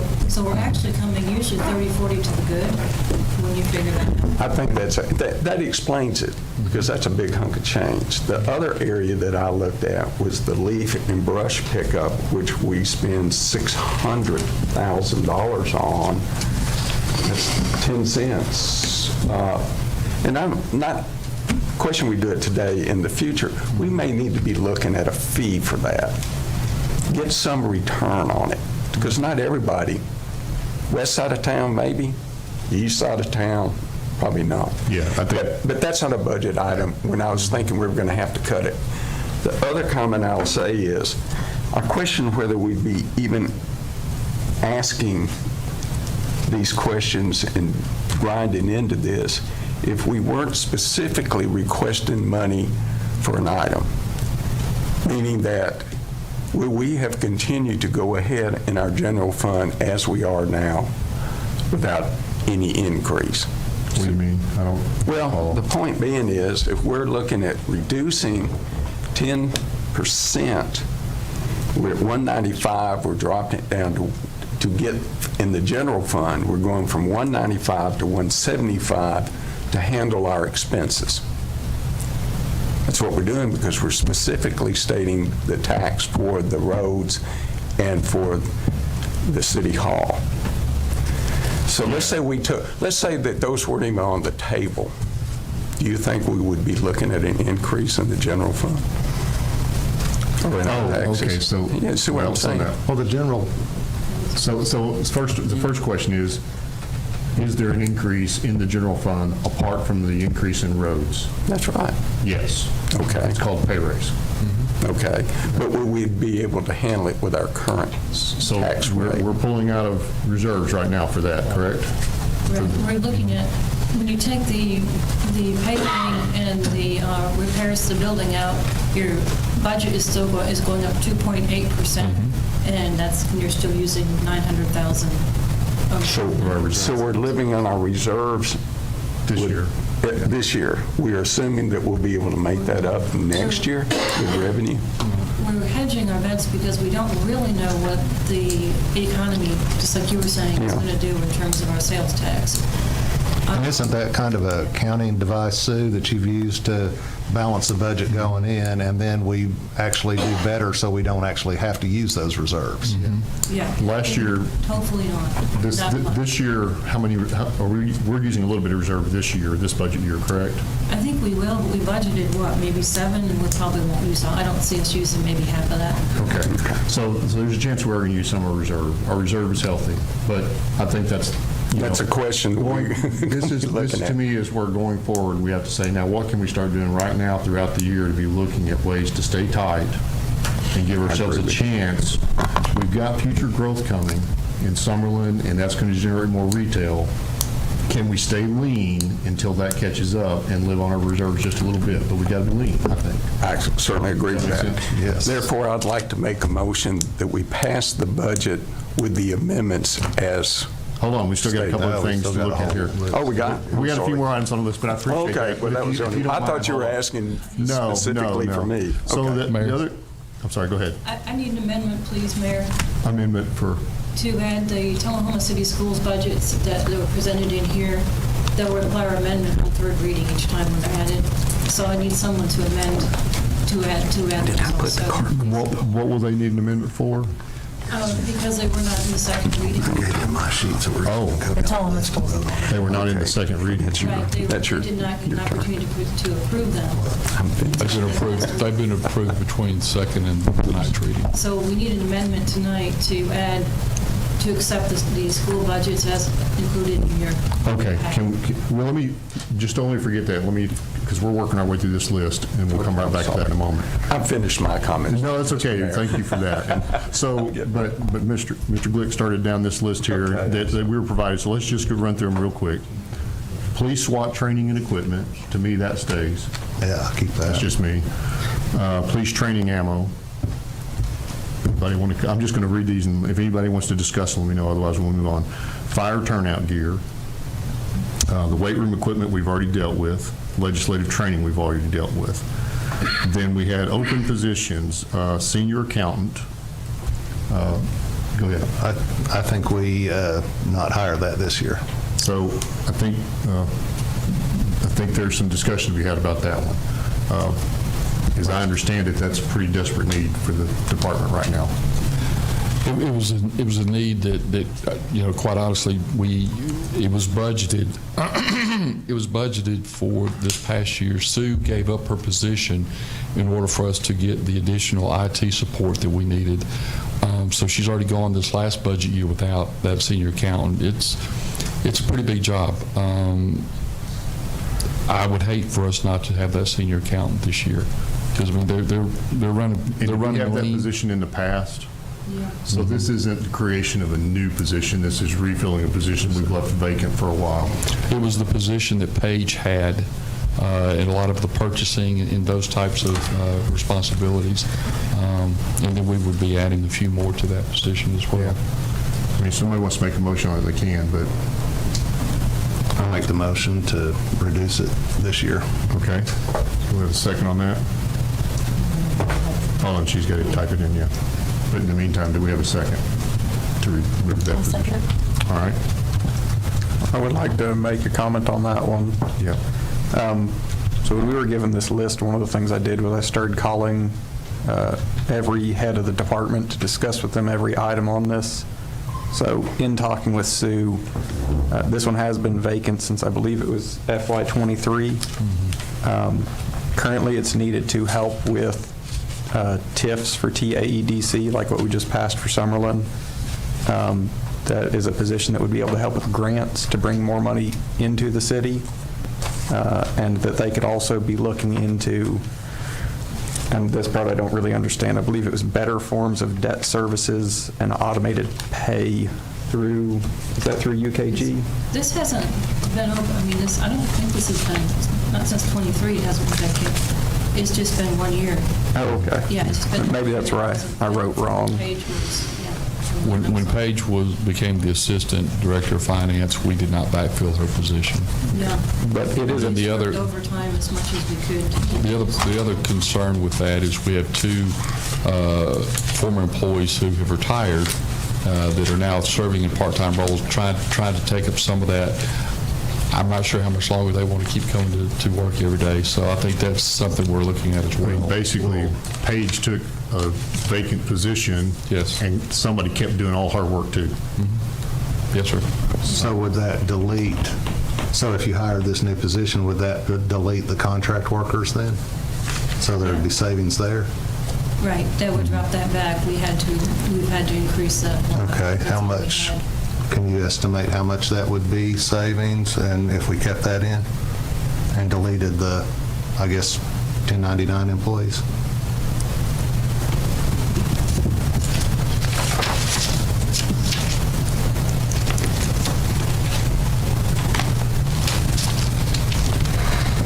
Or would you even be able to? That's a question, I guess. Be able to. It'd be reduced. But Would you be able to reduce? What we've had to pay. Basically, you would be down to, let me see how much I can.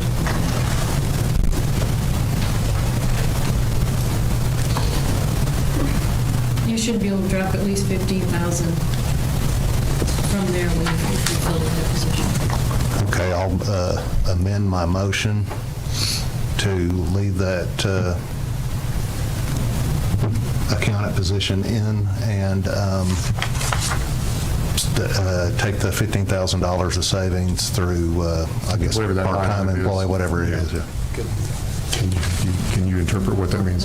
It's 190 professional services. 190 professional services. So does that mean that we would not be bringing in the retired contractors? It's a reduction. Reduce them, they might. Hours. Yeah, they might And reduce the other thing hours. is, right, if there becomes some desperate need, we can always come back and approve it. Yeah, that's a good thing about, that's a good thing about contract. Yeah, I wanted to make sure we weren't about to put even more stress on finance by saying they couldn't bring those people in the interim. No, they said it would reduce. Can you say your motion again? The amendment, it was to, my original She had motion. a line item. What was the line item you could see? It's a 190 professional services under finance. Is to, my original motion was to take out the senior accountant out of the budget, but the amendment is to leave it in, but realize the savings in the 190 account in finance. $15,000? For $15,000. Estimated $15,000. Okay. Any other discussion on that? If not, let's vote on that one. We're voting to reduce the contract labor in anticipation of the other spot being filled. I must have said too much. My thing blocked. Yeah, I had The to, X in the top right-hand corner, and then you just log back in. Oh, okay. yeah, I had to do the same. Yeah. That's too complicated for me. That happened all three of you guys? Oh, yeah. It happened to me too, and All of us. I'm the only one that didn't. I don't know. I got it. Probably do me next on the next vote then.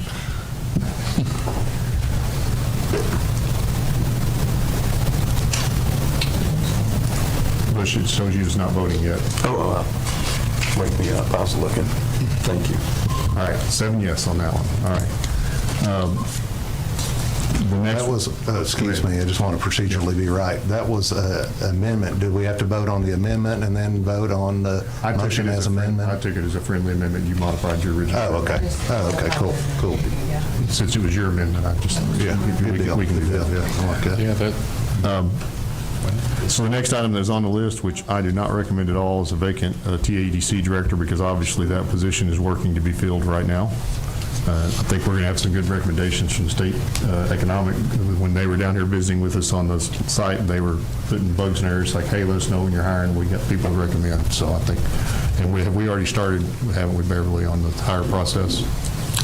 So it's posted. I'll agree with that.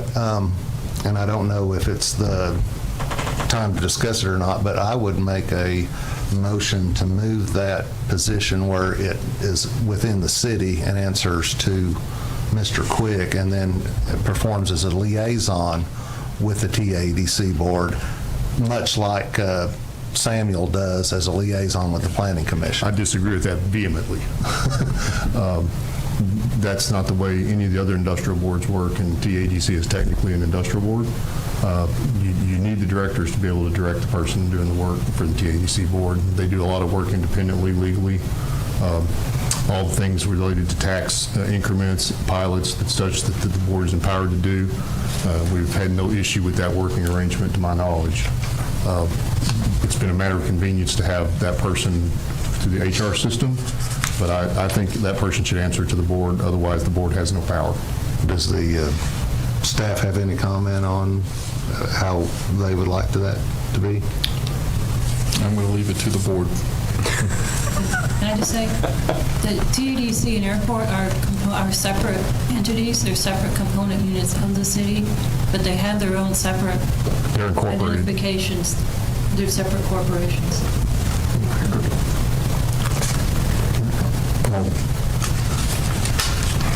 I'll take that back then. Okay, I mean, we can talk about ways to improve that relationship if we need to. I think I'm all for that, but I wouldn't want to do that. We have a vacant investigator slot. This is the next item. Any comments on that? Is that an existing slot that? It is. It's one that's come up, and we've had one that's resigned and moving out of state. Okay. I wouldn't want to reduce the police force if we don't have to. No. And then the other one is the aquatics coordinator, which I know has been communicated to me. There's JP. You want to tell me the hours y'all are working because of that being open? You mentioned that to me the other day. I've worked a lot.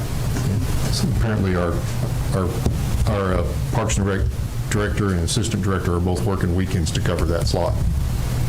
So I don't, definitely that slot does not need to be eliminated. It is a public safety issue as well. Yeah.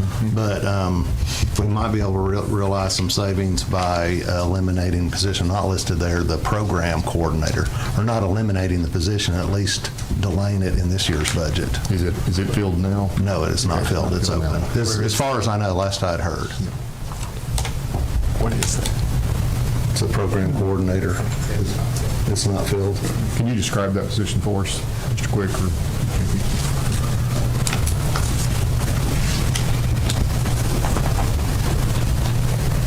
So it was called the program coordinator, and now we call it the recreation coordinator. It's kind of the one that does all of our in-house leagues, junior NBA, girls softball, adult basketball, and adult baseball.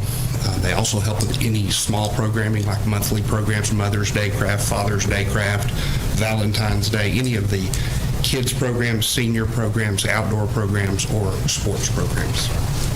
Who's doing that now? We are doing it with our part-time staff, just trying to find people that kind of have the time and the skill set to do that. Rec leaders that normally work the front desk. Are we doing it with the part-time staff? Are we actually spending extra hours hiring part-time staff for that, or are they, I mean, in essence, I guess they have to be. They kind of do both. We have to have kind of a large staff because, being part-time work, some of them have other jobs or some of them have other, obligations and they're not able to work. A better way to ask that is, if we filled this position, would it reduce the number of part-time hours? It could. It just all depends when we get people that can only work certain hours. But yeah, definitely this would alleviate a lot of that work. Okay. So the coordinator, is that also who sets up like the movies in the park, going to the housing authority properties with the travel Correct. crafts? So if I may, there are 15 full-time positions in Parks and Recreation. 2 are the city maintenance staff that take care of police station, fire stations, everything that is really not recreation. 1 is a custodian for this building, the police station, planning and codes, and public works. They don't do anything for me at all. There's 1 custodian that does clean both community centers. There's 5 people on the grounds crew that mow. That's all they do. The 3 coordinators, the admin coordinator, the rec coordinator, and the aquatics coordinator, are the recreation staff outside of me and Jeff. So all of the recreation takes place in those 3 positions.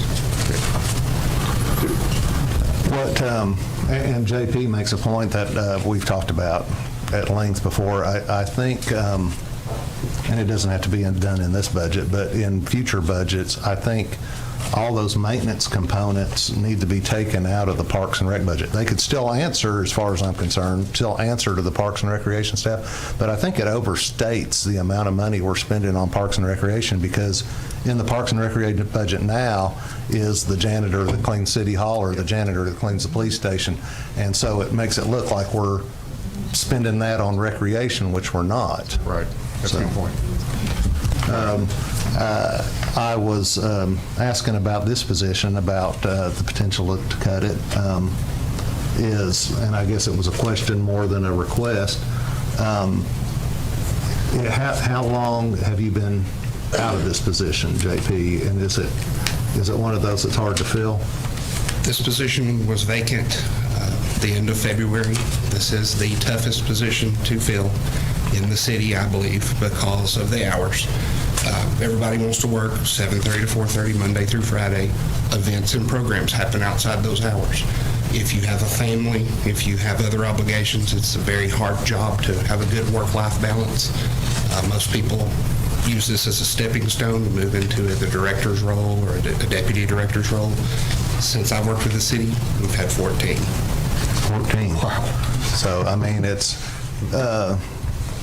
might be something we need to, if you got...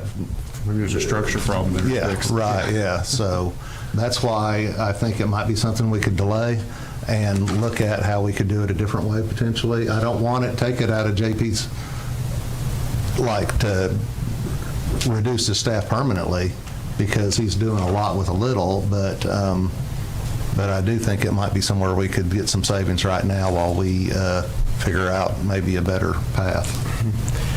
Let me ask you something. I may have mislooked at this. Is the mowing, there was a $81,000 for mowing. Is that contract mowing or you all mowing? Yes, we mow everything inside the fences in the parks, with the exception of like the disc golf course, some of the places that contractors just don't do. We do have an $84,600 line item, and that is a contract mowing service. We have roughly 150 acres of common area that's outside the field. All of Wagner Park, all of Johnson Lane, they mow everything that's not an athletic field. How often do they mow? They mow once a week from about 28 to 30 weeks a year. We try to cut them off when we can, and we try to mow until we can't hold them off any longer in April. Is that an area that's used by the public? It is. Okay, answer my question. Do y'all mow all the athletic facilities in the city? We do. That includes all of our school system and everything? That's correct. Do you get compensated for that? I don't believe so, no. No? Whoa, good point. Can you estimate how much? Go ahead. How much do you spend on that a year? So Sue has put together some numbers in the budget. It's the 038 cost center, and I believe it's right at $30,000. To mow the school property? It's just the 4 fields, and really we own the Grider Stadium, so that's ours, but it's the football field, the softball field, and the soccer field behind East Middle School. Let me state something, at least in my experience, which shows how generous this community is. When we used to do travel ball, you'd sit there and ask them, who gives up your fields and stuff? It's the leagues, and we do that, plus pay for the lighting. Y'all do a tremendous job. We have excellent facilities, and I commend you for that. I get a lot of compliments. So let's come back to the one we got on the table right now, which is this program director. Did you actually make the motion? I can't remember. I made the motion to not cut the position permanently, but to cut it out of this year's budget. Okay. Was it seconded? So anybody want to second that? I think it's showing a second. I think that's the previous thing, I think. And that would be to give us time to figure out a new plan to move forward with that. Question about the salary of the aquatics coordinator. What is that based on? Are you comparing that to other cities This is not the aquatics. Oh, which one are we talking about? It's not on this list. He brought Oh, up I'm the sorry. program. He brought up the programs coordinator. Oh, okay, I'm sorry. But I assume it's a similar salary? Or is it a The little more? aquatics coordinator makes a little bit more because they're over so many lifeguards. There's a lot of records, there's a lot of Training. the training of the lifeguards, their certifications, the water. We have to keep the water chemistry checks for multiple years. What's the salary for the program director roughly? I think the programmer's about 50, and the aquatics director's about 55. Okay. So we're talking about 50. So Coach made a motion, no one has seconded yet. All right. To remove that. Mr. Quick. I'm concerned about removing this item strictly based on the amount of time and stress and pressure I'm seeing from our people. Again, if you look at the people that are leading the program, you know, I've got JP and I've got Jeff who are working all of these hours, and the biggest concern I have with removing it is I know how much junior MBA takes as far as trying to coordinate all of that and the teams and people and uniforms and all that kind of stuff. My biggest concern, I'm all about saving money, is what's that going to do to the staff that's going to be taking that on? And while I think part-time could do some of these things, I think there are others that are going to be very challenging. And knowing JP and Jeff and how they operate, they're going to take on a lot of that responsibility. And I'm concerned for them. Well, I may withdraw my motion. I have a question, JP. I was of the understanding that this position was the other kinds of programs, that the athletic programs were done by Mr. Dameron. In his previous role, he was the athletic coordinator. We did away with that coordinator, and we have combined it all with what you used to call the program coordinator. So now it's just the recreation. This person does all the stuff that Jeff used to do. Well, Jeff helps quite a bit. Yeah. But, you know, it takes multiple people sometimes. I wasn't saying that. So, okay. Well, I'll withdraw my Sounds like there's some more motion. to discuss in the future. Yeah, we need to look at that heavily. So that's the end of the list we had from the staff. But did we vote on Rock Creek Concert Series or any of that stuff near the top? I thought it was. That was never. Oh, it was never made a motion. You brought it up, so. Here, who's your list back now? But yeah, feel free if you want to talk about that. I think that's like the only one we didn't. I do have a point of clarification on the Rock Creek Concert Series. You said 28,000. That's what it has. It's only 16. That is the entire cut that I proposed out of programming. 5,000 was the soapbox derby and 7,000 was girls softball. So that 28,000 number is the total out of that cost center. Well, we've already cut soapbox derby, so what is the 7,000 out of girls softball then? We are in talks with Cal Ripken to take over girls softball, and that way we would not have the expense of the umpires, the balls. Do you feel comfortable? With that cut? When did we cut the soapbox derby? I know that it got Canceled this year for lack of canceled this participation. year, but that's not cut from the budget. It's still going to be attempted next year, or is that just gone? There's $12,000 in the line item right now. Okay. So it is not there. But you said the Rock Creek concert was 28. It's only 16. The rest of that money was those other two programs. I tell you what, let's go ahead and take the 28,000, and if he thinks he could put, and I started the soapbox derby. I want it to go on, but I don't really see it in the current climate. But if we can, in earnest, try to get the soapbox derby on, we could find maybe make an amendment and get that going at that time. It's not that much. Right. So let's just, I make a motion to take the $28,000 in program cuts. It's not just Rock Creek. Yeah. Second. All right, so second. Are you stuck again? Yeah. We got a second, Miss. Did you push the X at the top? Train me. No, we don't have an itch. No, this one. We're fine. We're fine.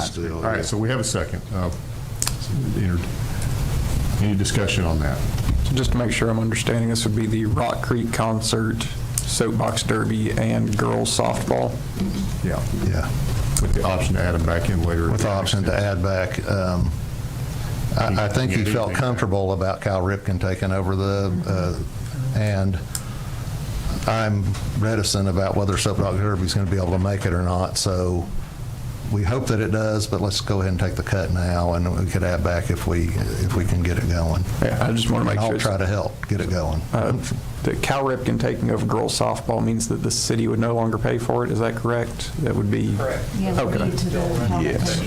Okay, I just wanted to make sure I understood that. It's not that we're saying no girls softball in Tullahoma. No, that's changing the way we do it.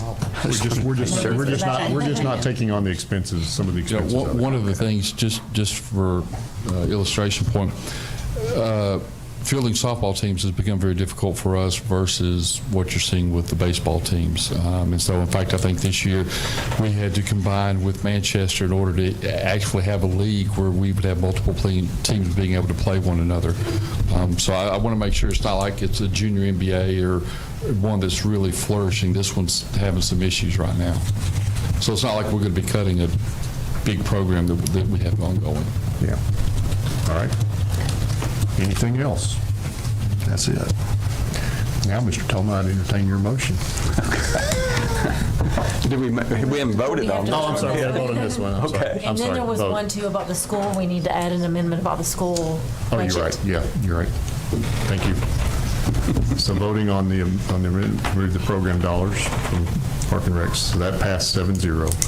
And so now, Sue, what's the amendment we need for the school? You need to amend the budget to accept the Tullahoma City Schools budgets as presented in your packet. Can somebody do that? I'll make a motion to what she said. Okay. Accept the school budget as presented. And I'll second. Good. All right, so give our recorder a moment to type. Okay, after we do that and the budget's complete now, we've saved, to my calculations, $246,000. That's good. Can we reduce the amount? That's about 5 cents on taxes, right? 4 cents. Or it's a reduction in our reserve usage. Yeah, that's great. I'm all for that. So Better to use reserves. I guess I'll be making a motion about that. Yeah. Put some of this back in. Oh, I'm sorry. She finally finished on reserve, didn't realize we were voting. Lori's going to need to go to physical therapy with her fingers I know. afterwards. We're voting. All right. All right, 7 yes on that for the school board. So now can I make a motion? You can make a motion. I'd like to make a motion that we accept the budget with the amendments as stated. As been approved, yeah. Has been approved. All right, do we have a second on that? Now, is this when we decide? Hold on. Do we have a second? Mr. Thomas made a motion to approve the budget. I want to make sure that it's that it's the motion. I'll make a second, just so we can discuss. For discussion purposes, you can always make an amendment to the motion. Oh, okay. All right, so discussion. I guess it would be amendment to the motion to say that since we found in what we are voting on roughly $250,000 worth of savings, is that we can reduce the tax increase by 5 cents. Do we have a second for that amendment? It would be 4 cents. 4 cents. 4 cents. Do we have a second for that amendment? I'll second it. 4 cents. All right. All right. So discussion. My only problem with that is that we're using reserve money already. I think we need to maintain and build our reserve back before we make a cut of 4%. I don't think we're actually using the reserves. We might use the reserves. We haven't in years past. Sounds like I thought we were doing it. I thought that was obvious. I misunderstood. It's kind of an accounting device. She's using it in case the revenue figures maybe not come in exactly right or whatever, and we don't make it. But as the budget year goes, I think maybe the revenue does better, or maybe each department doesn't spend all the money in every little budget, and all that goes into. So we will undoubtedly come out in a better position than we're estimating. Right. I think we're going to use some reserve this year. But aside from that, my concern with doing that is all of the tax increase is going towards roads and whatever we're going to do with this building. And if we reduce that amount, we're not going to have that in the future for those two needs year over year over year. And we can find other places, hopefully, to save money in non-recurring expenses, and we've got to manage our salary increases as well, but we're going to handicap ourselves in the future on funding for the roads and the building if we do that. That's my opinion. Well, I think it's just could be a misnomer to say that the tax increase is just to do the roads and the building, because there's, like you said, over $1 million worth of other increases in the budget. So you could say it's for those items. So it's just whichever you want to say it is. Well, I mean, we said we're going to guarantee the roadside, so. We're going to guarantee that, yes. Yeah, I just think we're in a better position to, if you want to drop it a penny or whatever, but I think I'd accept it just like it is now and move on. We don't know what's going to happen in the future, and I'd hate to have to go back and ask for 4 cents, right? Well, I think there's more cuts we could get, but... it's a future thing we can look at next year, in my opinion. But then taxes are already raised. Any other comments? I'd like to say that, in my opinion, this is a long-term recurring expense that we're adding for the roads, for the municipal building. It's not something that we can just keep drawing from reserves for, because if we just kept pulling from reserves without this tax increase, eventually we wouldn't have anything there.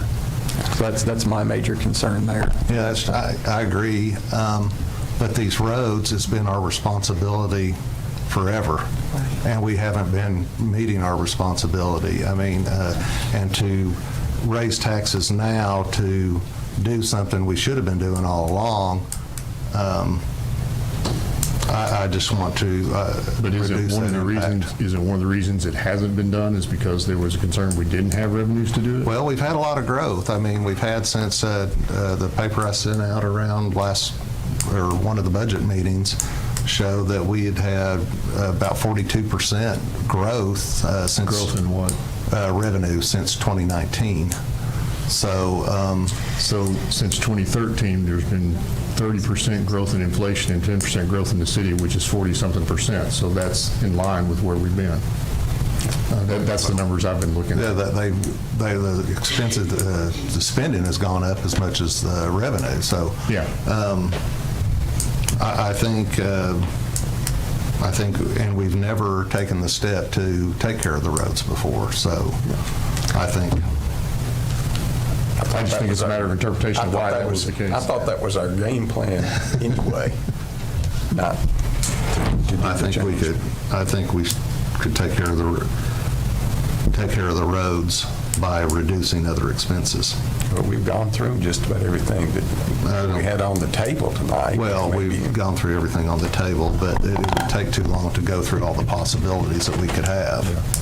Yeah. And that's why a year of maybe using a little out of the reserves to be able to take the year to maybe explore new areas of savings for the city. I think we should do that anyway. So. I think we should always do that. Yeah, I agree. All right. Any other comments? Are we ready to vote? All right, let's vote. This is the final budget. I'm sorry. Oh, I'm sorry. You had an amendment on the floor. Yeah. All right. Can you read the amendment? With the proposed cuts of $250,000. To reduce the sales tax. Okay. I mean the property tax. All right. All right. So we're voting to reduce the property tax increase.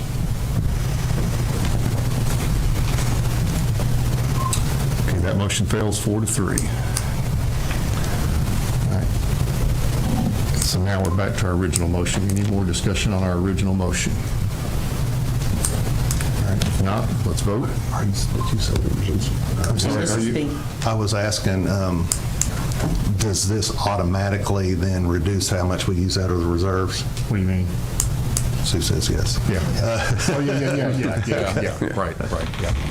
All right, so we're voting on the full budget. This is the ordinance number 16 51.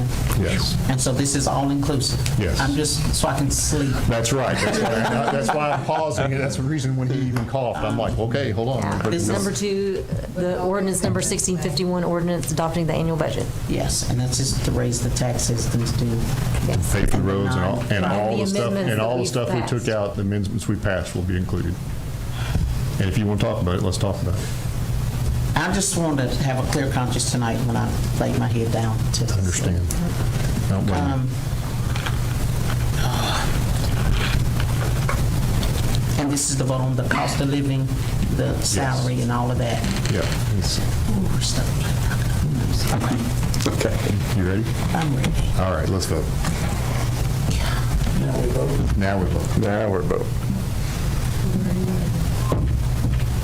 1 no, 6 yes, budget passes. And with that, we are done this evening, and let's go home and see if we can sleep. Oh, we should go.